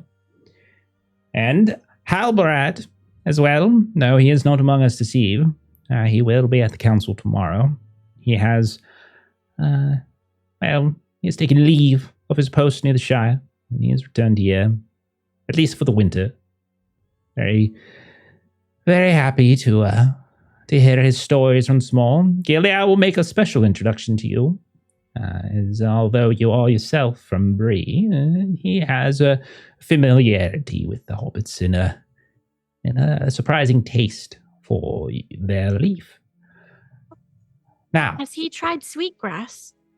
Well, sweetgrass. I am sorry, my taste for the leaf is not as diverse as his. Is that a flavor? I'll have to inquire. It's my father. He sells it. Oh. It's his own crossbreed. Well, I would imagine Halbarad has in fact tried it at some point. If it's your father sells it out of Bree, then there is a very decent chance that our friend has found it. Well, I'll have to ask him. Thank you. Of course. Of course. Enjoy. I have heard there's a rack of lamb. Is that correct? And you hear like the voice of there's been a slight alteration to the menu. There was a desire. There's no more lamb? Oh, you ate both legs in the rack already, Master Daggett. Apologies. You said those were appetizers, finger foods. But there's, well, to be fair, you said that, or merely tried to acquiesce and ensure you didn't disturb your digestion from eating raw meats. Well, that's such a shame. I was looking forward to it for dinner. Well, I will say about acquiring more, if that's possible. No. I'm a guest here. It's fine. I appreciate what you have done. Although I did hear that elf crunch on a carrot. I thought you said you were boiling them. Some of them, yes, of course. But Master Elro here in Eldon, they have a particular diet as well that I try to account for. The boiling and softening of stews is more rustic. And that's why you didn't bring the rack of ribs. No, it's because you ate it already. I am so sorry. I apologize. It's fine. There's. I meant no offense. No offense. No offense. There's absolutely no offense taken. I have seared several bits of pork, and that will serve for this eve. Do you need any assistance? I could help. Well, that would be very kind of you. Thank you, Miss Kittlegrass. Sure. And Gilly pinches Daggett in his side, and then as she stands up, and then she take 1 point of damage. I turned to Floy. I looked for all the pork I could. He must have squirreled it away to still have more. You ate an entire lamb. Slap him on the shoulder. I could have eaten two. It was a group effort. Irenial had a bite. Yes, one bite. How many did you have, Daggett? More than one, I believe. More than two. Counting I isn't would my think. strong suit. I think it was about 3. Sure. Well, and she just sort of looks at Tara and just says, "Oh, we're making such an impression here, are we not? This is interesting." I can't help but laugh. Anything that makes her so like a little uncomfortable, like makes her like unreasonably happy. So as the evening progresses, conversation is had, stories are shared, etc. At a certain point, though, Gilly, as you are returning from helping the cook, the chef, retrieve various dishes and refreshments, they have set up like an extra chair for you to step up on and be able to place things onto the table. You're leaning down and you're kind of replacing this sort of this platter of sliced vegetables in front of the elves. Mm-hmm. All of you at the table feel a slight and sudden vibration, and you hear the clinking of things. And Gilly, you feel a firm grasp on your wrist as you're starting to pull back from where you had just set this platter.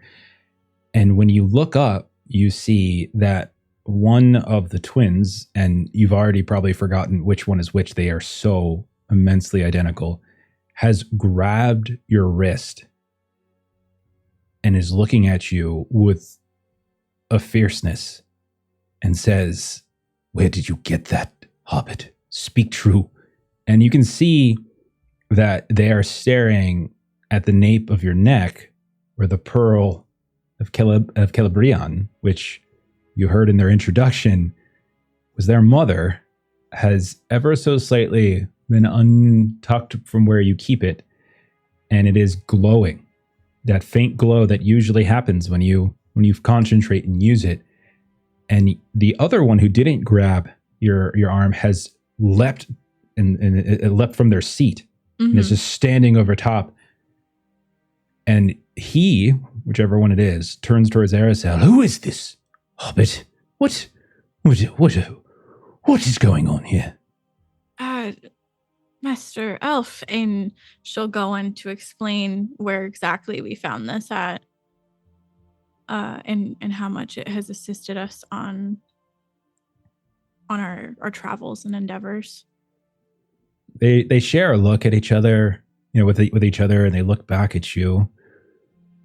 "That was our mother's.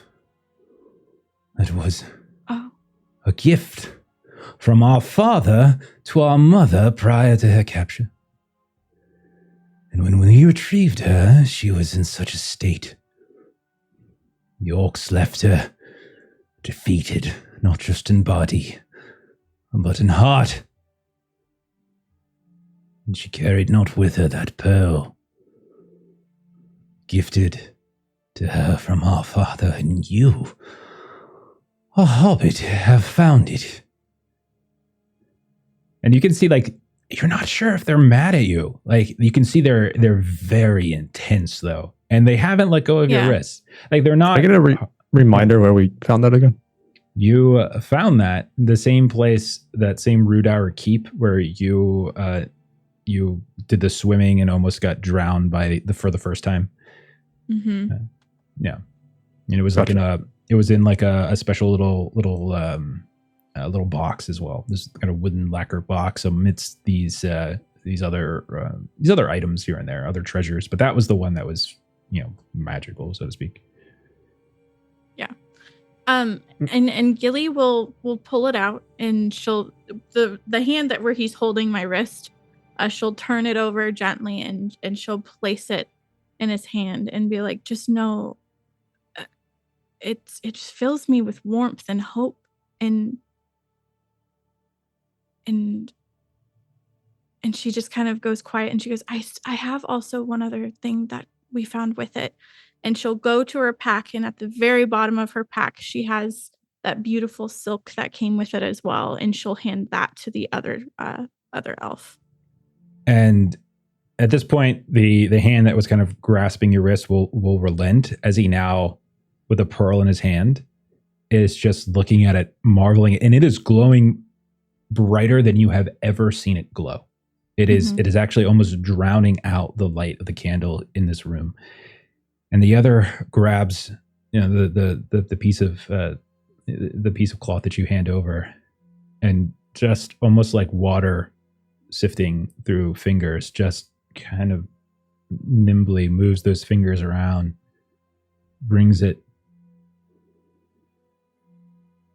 and you see like this very sad look overtake whichever one this is as he breathes in, and he says, I can barely smell whatever foulness this was found within. It has.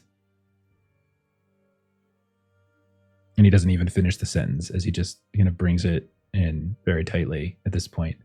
And you see the two of them just kind of look at each other at this point, each of them holding something in their hands, and their eyes just drift off.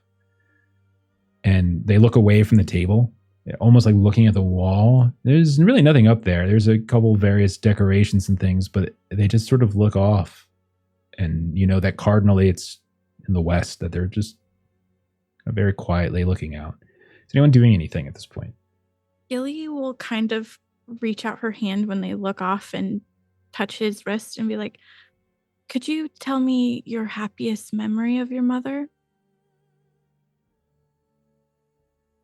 Which one do you grab? It was the one who grabbed me. So the one holding the pearl. Okay. He'll look down and, surprised at you grabbing him. And everything you've seen of these two thus far, they have been, for elves, as rude and brash as you have ever seen an elf. Which isn't to say that they were rude and brash, but for elves, they are beyond the pale. They seem almost like feral by comparison to some of those that you met while you were in Forlon. But as he turns back, holding the pearl in his hands, the light of it, you can see he looks down at you and he just begins to sing. And this very soft, very beautiful song of his voice is, I mean, they're elvish voices. They both have, there's a sing-songness to it in general, but his was, again, much like their demeanor, there was a rustic or a roughness to it, but that melts away. And you just hear this song. You don't know the words that he's speaking. They're elvish, and you pick out a few phrases here and there. But everyone at this point, if you have any, if you are missing any hope, by the way, you can restore one, as this song is quite beautiful.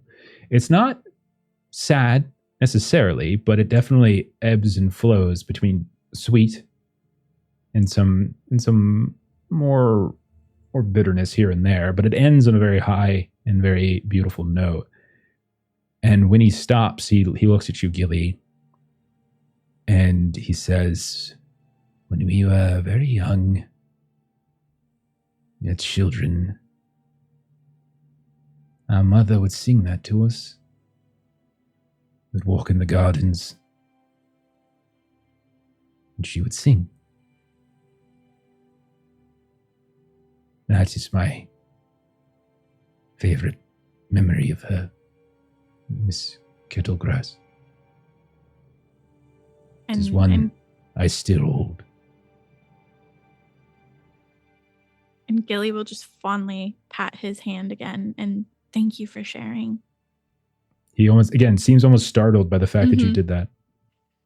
And the two look at you, they look at the rest, and we beg your pardon for the introduction. We were not, for the interruption. We were not prepared. And they almost seem like dizzied, and they both slowly, and at the exact same time, the only way that twins can do it, lower back into their seats They are pulled a little bit further back from the table at this point, and they each have resting in their laps now an item of their mother's, and they grow very quiet. And they look down, and they are looking at these objects, and they're very inward at this point, going through their memories. And only every so often do I look up and look at each other, but they're a little bit more detached from conversation at that point. Whereas before, they were telling stories left and right. Orc slaying, hunting, trolls, this and that, as well as a dwarf could tell a story that they were throwing these things out. But now they have gone very quiet at this point. Is anyone doing anything?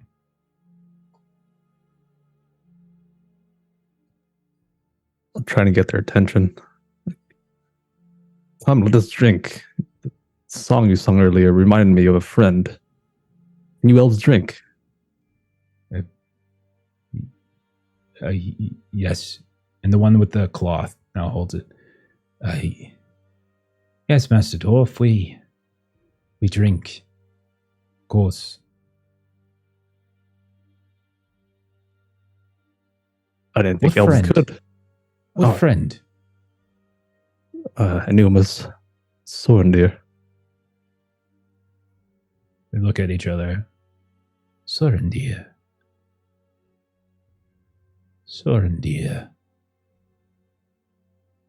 Maybe you're familiar with an older name. I forget his older name. Start with an E. Erebon. Erebon. It made an impression. His name is familiar to us, but he is not of Rivendell. Linden, Mirkwood, perhaps? Linden. A warden of there. I'm sorry, Master Dwarf. We have not the pleasure of spending time with him, but his name is familiar to us. He's a friend. Why is he What's a not friend? joining us then? And I don't believe he's with us anymore. It's from, we went to Angmar. And we were tasked by... They almost are shaken for a moment out of that strange dizziness that they're in, the mention of that old realm. And I would also say Arasil, like, her head just whips towards Gilly as you say that. But continue, go ahead. We were tasked by Lady Ortolos to help her people. Lady Ortolos? Yes. They are losing their memory. All of them who were previously at Angmar. It's a great sickness that's plaguing them, and we had to leave to get reinforcements. The memories? Yes. There's a horrible wall with all of their faces carved in ice and a seed placed within their mouths. Where is this horrible place you speak? And she'll explain further of around where we went in Angmar. If there was like a particular name Lady Ortolos gave it that it was called. They well, you know it, Othringul. Like it's so after you tell that story, their eyes are wide, their eyebrows drawn up into their foreheads. Young Miss Kettlegrass, we have been many a place in this world. We have fought many an enemy. Orcs and trolls. We have seen friends, acquaintances, fall before. We have never been to such a place as Angmar. You say you took my mother's pearl there. Did it help you? Yes, it did. Aurelian will speak up at this point and say, with no exaggeration, I would not be sitting sharing a table with you today were it not for the strength that pearl has provided my friend Gilly. It filled me with hope when I felt that there was no more hope left in this world. The twins look at each other at this point, like, again, in that sort of creepy way that twins move almost sometimes in perfect unison. They stare at each other. Yeah. Yeah. And you see a sadness sort of wash over their face for a moment as the one holding the pearl is like they're almost communicating in non-verbally. And then the one that's holding the cloth will just nod. And then they turn back to the table and they turn back to Gilly. And Elrod here, who is the one holding the pearl, will hand it over to you. Then you will keep it. For it seems my mother, or at least a piece of her, was with you, guiding you. You would do us a great honor if you continue to carry it in her name. And the other one leans forward, but if we could, might we keep the cloth? Please. I thank you. And should I return, I will return the pearl to you as well. Should you return? We Are must you going return on a to journey? Othringol. You are returning to this place. Yes. They kind of look at each other again. When are you returning to this place? We haven't determined exactly, but I believe after this next winter.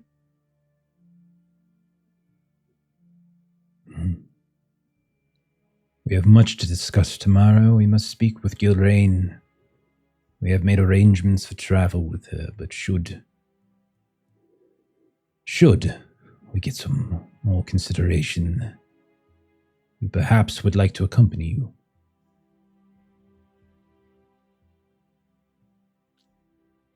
Thank you. We shall see how the council goes. And you hear like Arasil kind of like seizes on that.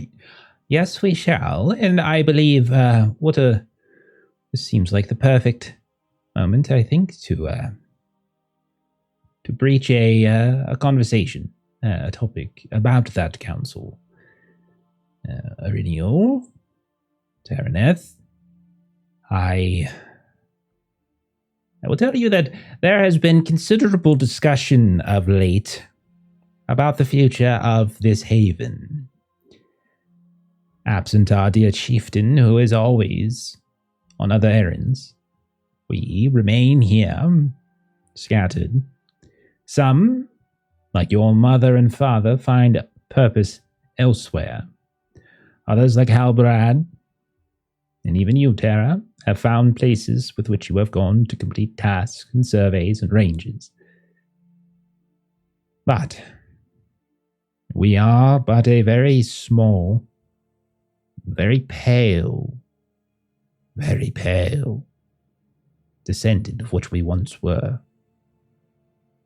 And I know that I have forwarded this position prior, but I will tell you this, that I think there's very little we are accomplishing by staying here, clinging to long-dead kingdoms. They are but stories in history that we line our shelves with, that we remember with stories and poems we read and share. But we will never build their like again. They are history. And I believe our future is better elsewhere. One where we could find noble duty once more. And yes, I know there have been objections. But I can assure you, Tara, I can see it in your face. I have spoken with others here. And there is a not inconsiderable group that agrees with these things, that perhaps we travel southward to Gondor. We settle there. We find some purpose, some service to the ruling steward, Ecthelion II. By all accounts, is a reasonable man, and we will find purpose there.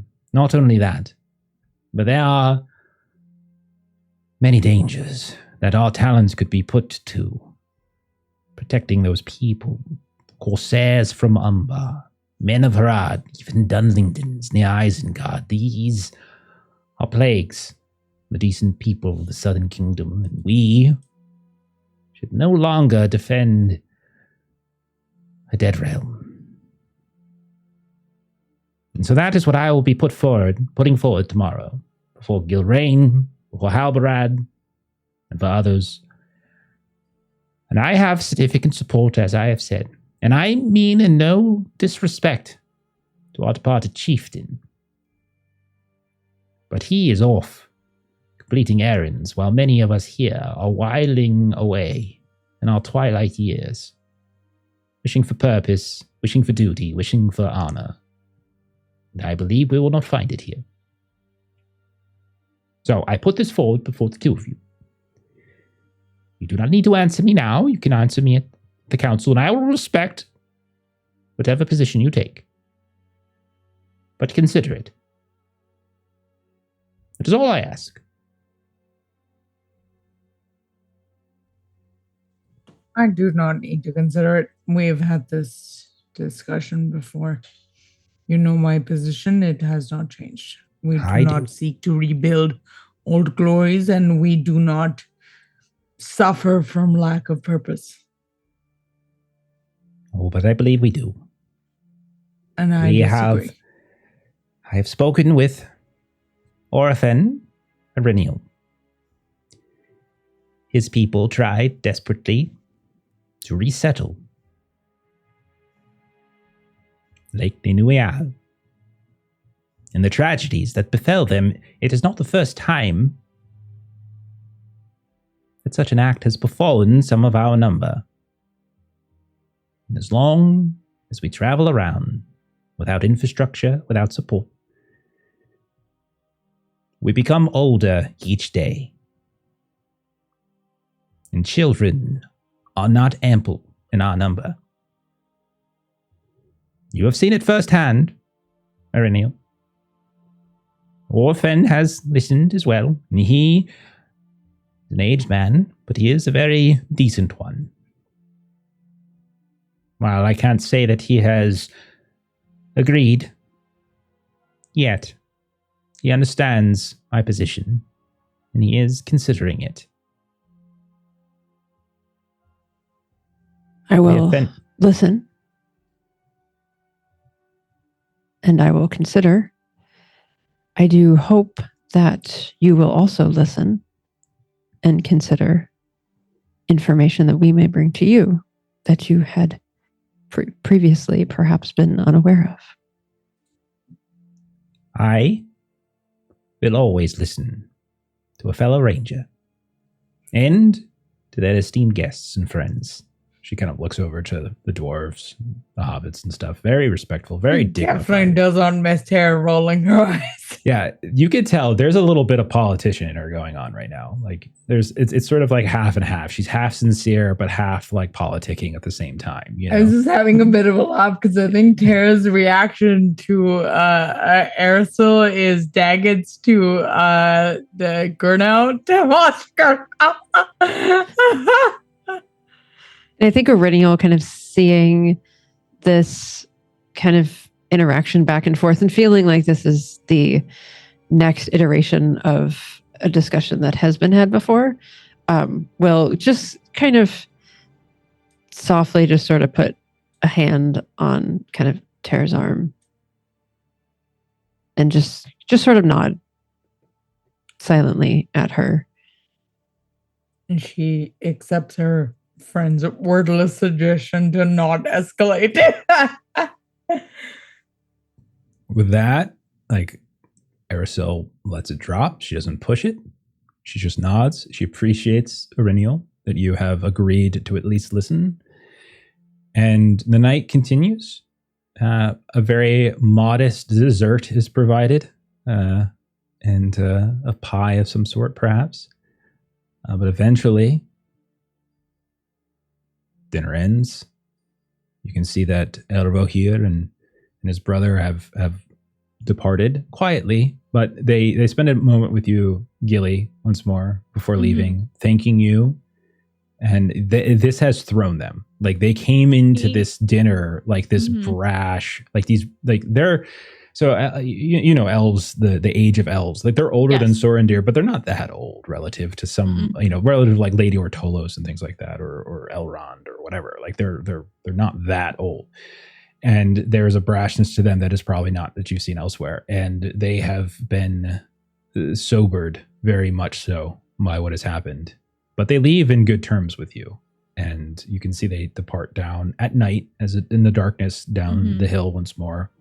Vignator, like if she has a moment with them at the door before they leave or something, she will kind of like brashly like startle them again with like a brief like kind of like shoulder hug to both of them very quickly. And she's like, probably more like a hip hug for Gilly. But like she's got and then she'll step back and, oh, sorry, Master Dwarf, I overstepped, but thank you again. They don't disagree with you, and they leave. Everyone else retreats to bedrooms, to rooms. Some of you are sharing, etc. Is anyone doing anything before the night passes? No. Okay. I'm good. All right. So, as you all, for the first time since since Tharbad, rest in a bed, not uncomfortable, but not like plush and beautiful. You all fall asleep. But once more, terrible nightmares plague you. And not only do they plague you, but they get worse. And it's the same nightmare that you had the night before, but somehow, some aspect of it has gotten worse. I just want to do a quick roundtable. How does this nightmare get worse for each of you? So, Floy, yours was this kind of repetition. So, not repetition. Yours was the greed, right? Everyone's trying to steal your things. How does it get worse for Floy this evening? It gets worse where these treasures and gold that he's built up, he doesn't even have that anymore. It's just all trash to him. It doesn't mean anything anymore. So it almost, the very things that you had valued this whole time, they just feel like they're just gone. Like this, the silver, the platters, the goblets, the gems, they're not there anymore. Yeah, like it never existed. Okay. It's just been a figment.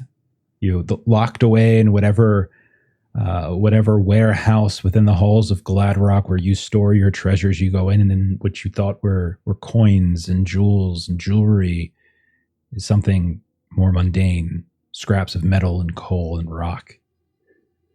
Okay. What about Gilly? So Gilly, yours was this terrible Groundhog Day of trying to save your family, and it never working. How does it get even worse this time? It gets worse in the sense of she's aware and she wants to try and make changes to see if she can improve it, but nothing changes. It's always the same. It's such a finite, almost feels like destiny of this is fate. This is what will happen. And nothing you think or do will change that. And it's similar things happen as we zoom out and we see Gilly sleeping, tossing, turning, tears, welling, eyes becoming soaking wet. It would probably wake any other person, but for some reason, you do not break your sleep at all. What about Iriniel? How does it get worse? So the previous night, she had been the only one that was sort of in the face wall. And she was watching her traveling companions as the ones that were, kind of fighting these monstrosities and dying. But it has been quite some time since anyone has spoken to her about her family. They are not necessarily front of mind very frequently. And so this night, she and her current traveling companions and former traveling companions are all within the walls and all trying to warn Moriel and Duanor and Biranor, as they are the ones this time beset by the shadow and the dangers. And we see, as we look at like Auriniel where she's resting, there's essentially blankets of some kind that there's just horrible shiver, like to the point where it almost looks like seizure, like how much you're shaking as this dream is unfolding in your mind. But in the physical world, you are just shivering and shivering and shivering from the cold. Daggett, how does yours grow worse? So in my dream, we were fighting a horde of orcs, and now it's moved to an icy lake, and we're all freezing. We aren't equipped for it. And not just that, but the tactics we're using was Daggett's plan, and he's barking out orders to try and rally and regroup, but every order Daggett gives ends up making things worse. He'll tell Gilly to back up, and then she'll retreat into a group of orcs. He'll tell Floyd to like flank, and then orcs come in from behind him. Just everything he says makes it worse. And then Tara, how is yours getting worse? Your nightmare from the night before, how is it getting worse this time around? One of the things that really terrified Tara was that she didn't even know, like she continued her life unaware of this change, and was unwittingly serving the shadow. But I think how it becomes worse tonight is that changes and nobody else knows, but she knows. And she becomes some kind of leader of either a house of rangers or several houses of rangers. And so now not only is she personally serving the shadow, but she is directing others to do so deceptively and knowingly. And that is worse for her. Yeah, inside Tara's room, we see a window half closed. We see curtains partially drawn. A gust of wind comes through, and you can see that the curtains fly up with it briefly, and then just seem to sort of wait and hover there for a moment. And then slowly, far too slowly for gravity, return to where they were. We see a stretch of shadow kind of extend out from the window, down the wall, across the floor, and then just rubber band back out the window. Everyone roll another wisdom test.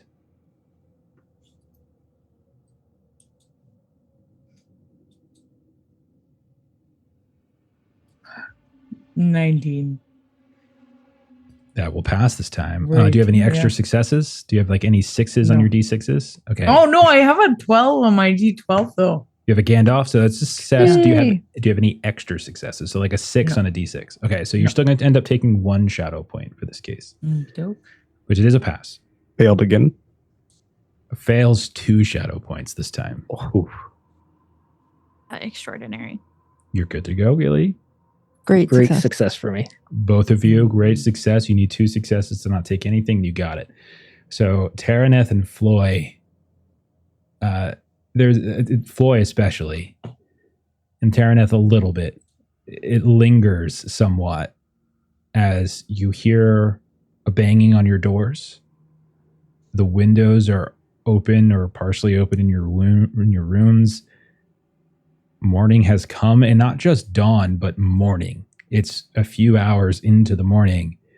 And when you eventually answer the doors, you see their various house guards and such, and that are, we must journey now back to the lodge if we are to make the council. We are already a few hours behind. Lady Aracel said that we should wait, that your journey has probably sapped your strength, but we do need to go quickly if we are going to make it before the council is concluded. Right. Thanks for waking me. Of course. And the rest of you get similar scenes. Does anyone do anything or say anything to each other in the morning before you venture off to this lodge? I'll try to quell my doubts. Like, Daggett, this is Silver, right? Silver, yes. Good, yeah. Just making sure. Boy, you forgot what silver is? No, I must have been seeing things. Okay. Reniel will check in with Gilly because Gilly was quite shaken the previous night.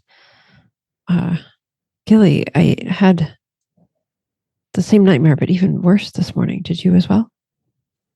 I did. And it's very obvious she did. Her eyes are, you could tell she's been crying. She's quickly trying to just get dressed and get ready so we can go. I don't understand. With these nightmares, they're terrible.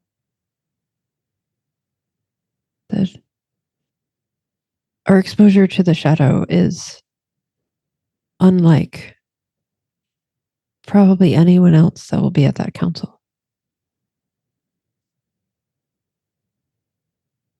It's true. And she just kind of shivers and briefly can hear like the crackling, and she shakes her head like she's trying to get rid of the noise, and continues to get ready, and suddenly she's all business and she's like, I don't want to dwell on it any longer. Tara, how do you fare this morning? Tara had, while this conversation was happening, had excused herself and left the room and thrown up in a corner. And she comes back and looks like visibly, she's like sweating a little and looks visibly kind of messed up. Like, I had another fitful sleep, and it sounds like all of you did as well. It isn't natural. It does not feel natural.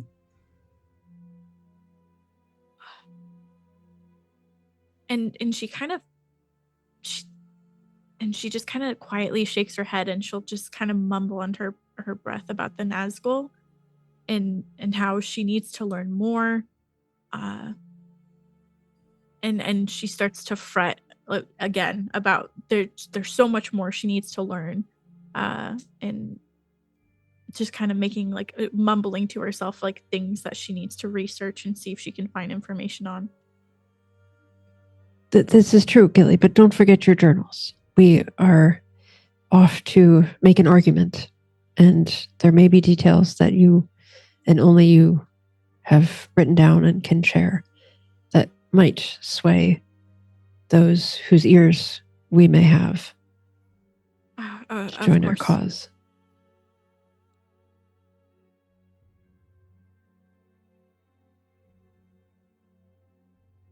So once you all wake up, ready yourselves, come out to the main room with the hearth, Vinutor has waited for you along with two of the others, and he leads you out.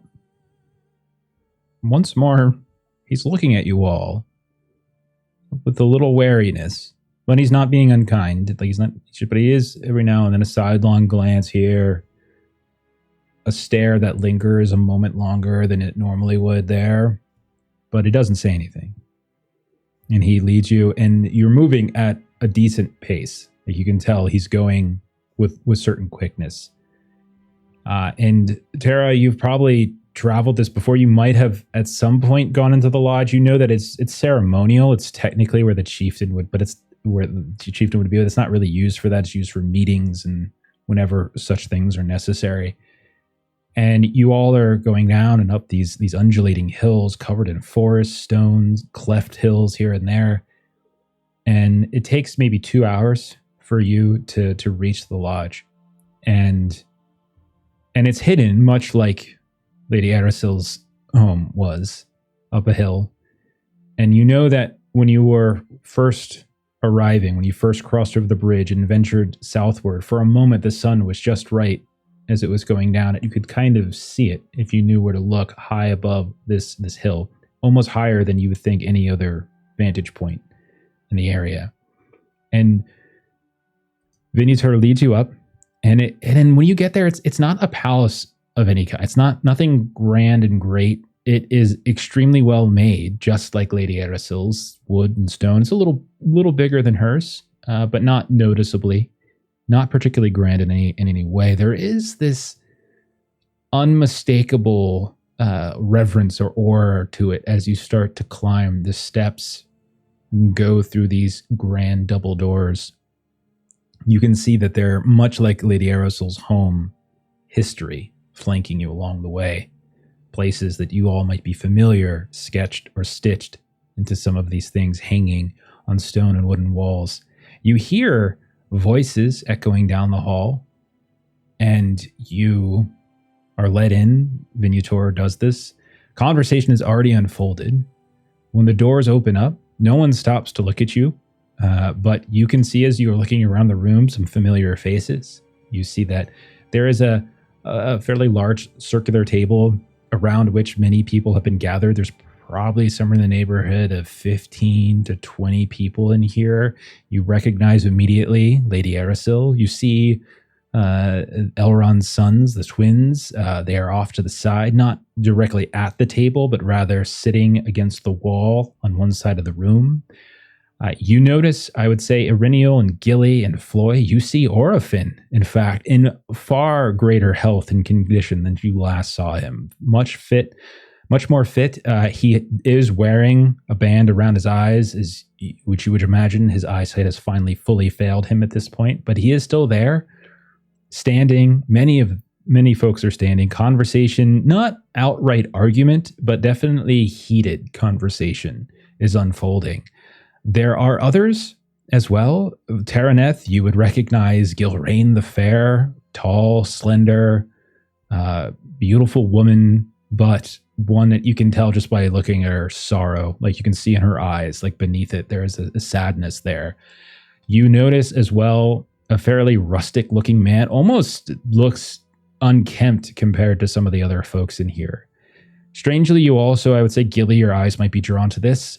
Near where the elves are sitting, not directly next, you can see that there is a hobbit that is sitting there, and they have some sort of pad, something in front of them, and they're kind of scratching away. But before you're able to kind of do anything, Venutor ushers you all to a different side of the room. There's seats there, and you like sit, and like he's like kind of motioning to be quiet, be respectful. There will be time, etc. And this conversation is going on, and you're listening, and it's much the conversation that was broached last night. Like you heard Arasil introduce some of her thoughts last night, and you can hear more of it kind of unfold. And you hear that there are folks that seem to agree with her. You hear folks that certainly disagree. You hear people, when she mentions the idea that Gondor, there's tasks that need to be done. There are dangers that need to be faced. She gives you very similar to the speech that she gave you last night, the Corsairs, the men of Harad, all these things. And you see others come back who are like, the Rangers have their own defenses, their own guardians, the guards of the Citadel, the Rangers of Ithilien, like they have their own people. They don't necessarily need us. You hear that rustic looking man speak up. We have who will protect the Brelands, who will protect the Shire, and going back and forth. And Arasil, they will protect themselves. Even Venutor gets into certain conversations, and constantly the volume is getting higher. No one's outright yelling. There's no insulting that's happened, but it's just louder and louder. And at a certain point, when it looks like the volume of the room and tempers are about to burst, the door opens into the chamber with a striking loudness. It actually, no one stopped to look when you all came in, but it almost opens in a way that you hear a creak, you hear the grind of the wood on the stone. You hear almost as if somebody like bangs their head And you see a figure stepping through the door, a tall, old man, dressed in gray robes, a pointy hat, a very long beard. And the room immediately quiets as everyone turns and looks at this new person. And he looks around the room and he says, "Well, I beg your pardon. Seems I have arrived at exactly the right time." And that is where we will end right now. Yay! You did not just You drop said like a we really wouldn't end on a Gandalf cliffhanger. I didn't want to drop like someone's going to die cliffhanger for 3 weeks. I didn't say I wasn't going to drop a cliffhanger. Holy fuck. This is a fun cliffhanger where you're like, no one's about to Great. die. But I'm we have something having to a look forward very to, you know? normal reaction. This is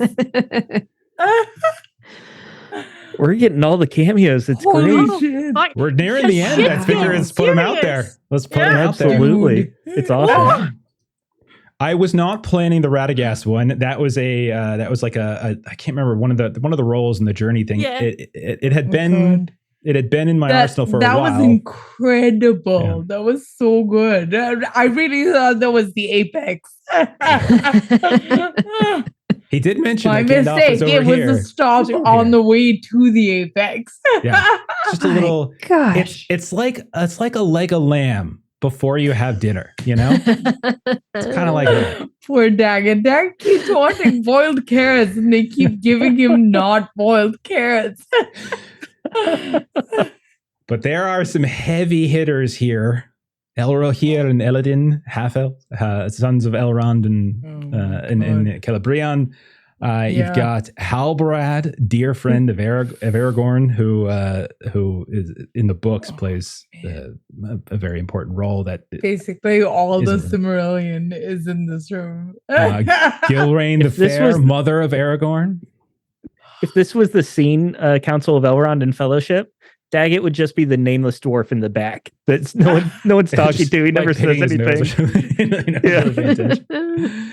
There's a hobbit here of mystery. I am very interested. Yes. So am I. Sad. I'm so There's so curious many for the Hobbit. people. And a rustic guy.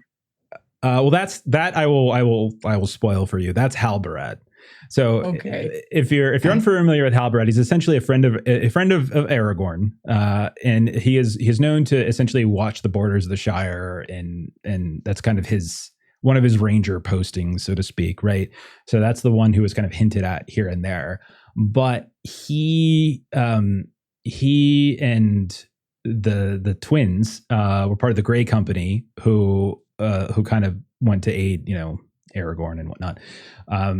And I think it was Halbarad that in the books gave him the gifts from like Arwen and messages that sent Aragorn on the path of the dead. But in the movies, that was Elrond. They just made it Elrond. But in the books, I believe it's Halbarad. So if I'm wrong, someone can correct me in the chat. It's been a while since I've actually spent at least 2 years since I read through the trilogy, but I'm pretty sure that's right. So that's Halbarad. So cool. yeah. So looking forward to that. The wait does send long off. Yeah. I wanted a cliffhanger. I just didn't want someone's life, on the line. Great. That's cruel. Like this is like, it's something to be excited when we come back to. We get to have this Absolutely. council. Freaking Gandalf is here. What the hell? Yes. Yeah. That's so cool. All right. So I hope you had fun. And let's do some closing plugs. So let's start. Maitre, where can folks find you on the interwebs? When I'm not losing my shit here, I sometimes make YouTube videos at Matthew Plays Games. They're system agnostic and really center on sort of people's experiences playing and running games rather than the games and mechanics and sometimes mechanics and game design stuff. I'm taking a bit of a break from content creation right now, but I have a backlog of about 40 videos that are about 50 minutes a piece if you want to check that out. And thank you. Fantastic. The link is in the chat. And if you're watching this later on YouTube, check the show notes. You can find links to my trade stuff and where you can find it. Then for us, well, we've got some games coming up. So our next game is Monday, where you can catch Melissa and I playing some Call of Cthulhu, as we are back to our Horror on the Orient Express campaign. I'm very excited for that. And then Tuesday, Steven, we got something big going down. What's going on, man? Yeah, we do. First of all, we're going to have a great TPK. It's a very dangerous time of year for everyone. They're traveling through. They're finally sailing in our longship game, and we're going to be giving away a book of Forbidden Lands Bitter Reach. So if you want to play in your own snowy setting, come hang out with us. Indeed. Australis is calling you out, and probably rightfully so. You keep talking about this TPK.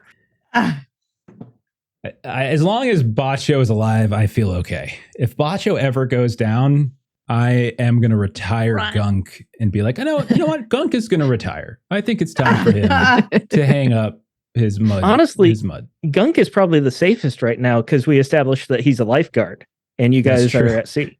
Not only that, he can see in the dark. He can cast spells to see through mist and fog, and he is deceptively ripped. And it's probably going to be a Baywatch extra at some point. So it's pretty nice. All right. But yeah, looking for that giveaway. We're going to try to make it as international as possible. See where we can kind of ship wherever freely shipped, because we're going to take care of it. We're going to try to open it up to as many places as possible. So I know sometimes we have to limit our giveaways, but this one we're going to try to open it up as best we can.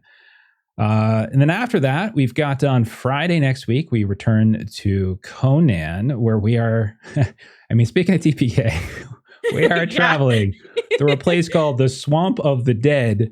Extremely tired, extremely worn down.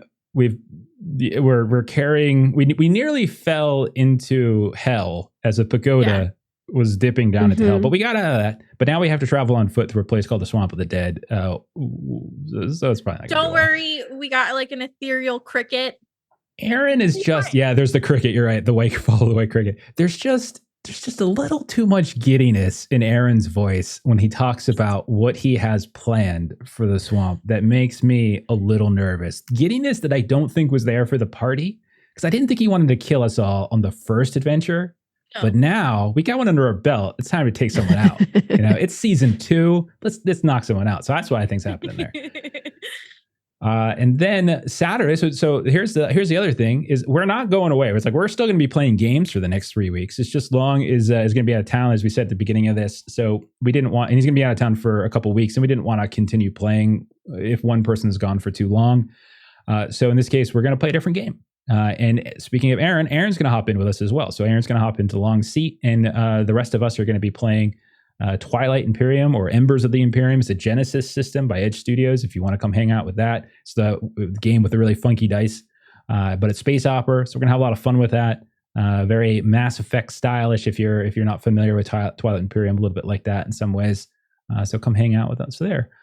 We have new games coming down the pike over the next month or so, as well as we're going to be playing a one-shot of Black Sword Hack. We're going to start up a Fallout campaign pretty soon. And, Delta Green's coming back. So that'll be back the third week of June, I want to say, on Friday, every other Friday, the same place we used to play Blade Runner. So lots of cool stuff that's coming up. But thank you to everyone who hung out tonight. Thank you to those of you who threw some bits. Thank you, players, so much for playing and for indulging me with your descriptions of your nightmares. I appreciate that you all. I was like, should I write them? No. They'll do it. They'll come up with something really, really, really terrible. Hammer Crump, thank you so much. I really do appreciate that. So thank you. It was awesome. I really enjoy Wondering, and it's going to be weird not playing it next week, but hopefully we're going to have fun with some Twilight Imperium in its place. Well, let's raid someone, right? Let's raid someone. Yeah. So let's do, it's Saturday, so we got to do Boys from the Baltic Star, don't we? So let's do that. Boys from the Baltic Star. I love those guys. They're awesome. So follow the raid. Thanks for hanging out. We'll see y'all later. Have a great rest of your weekend. Bye-bye. Bye. Bye.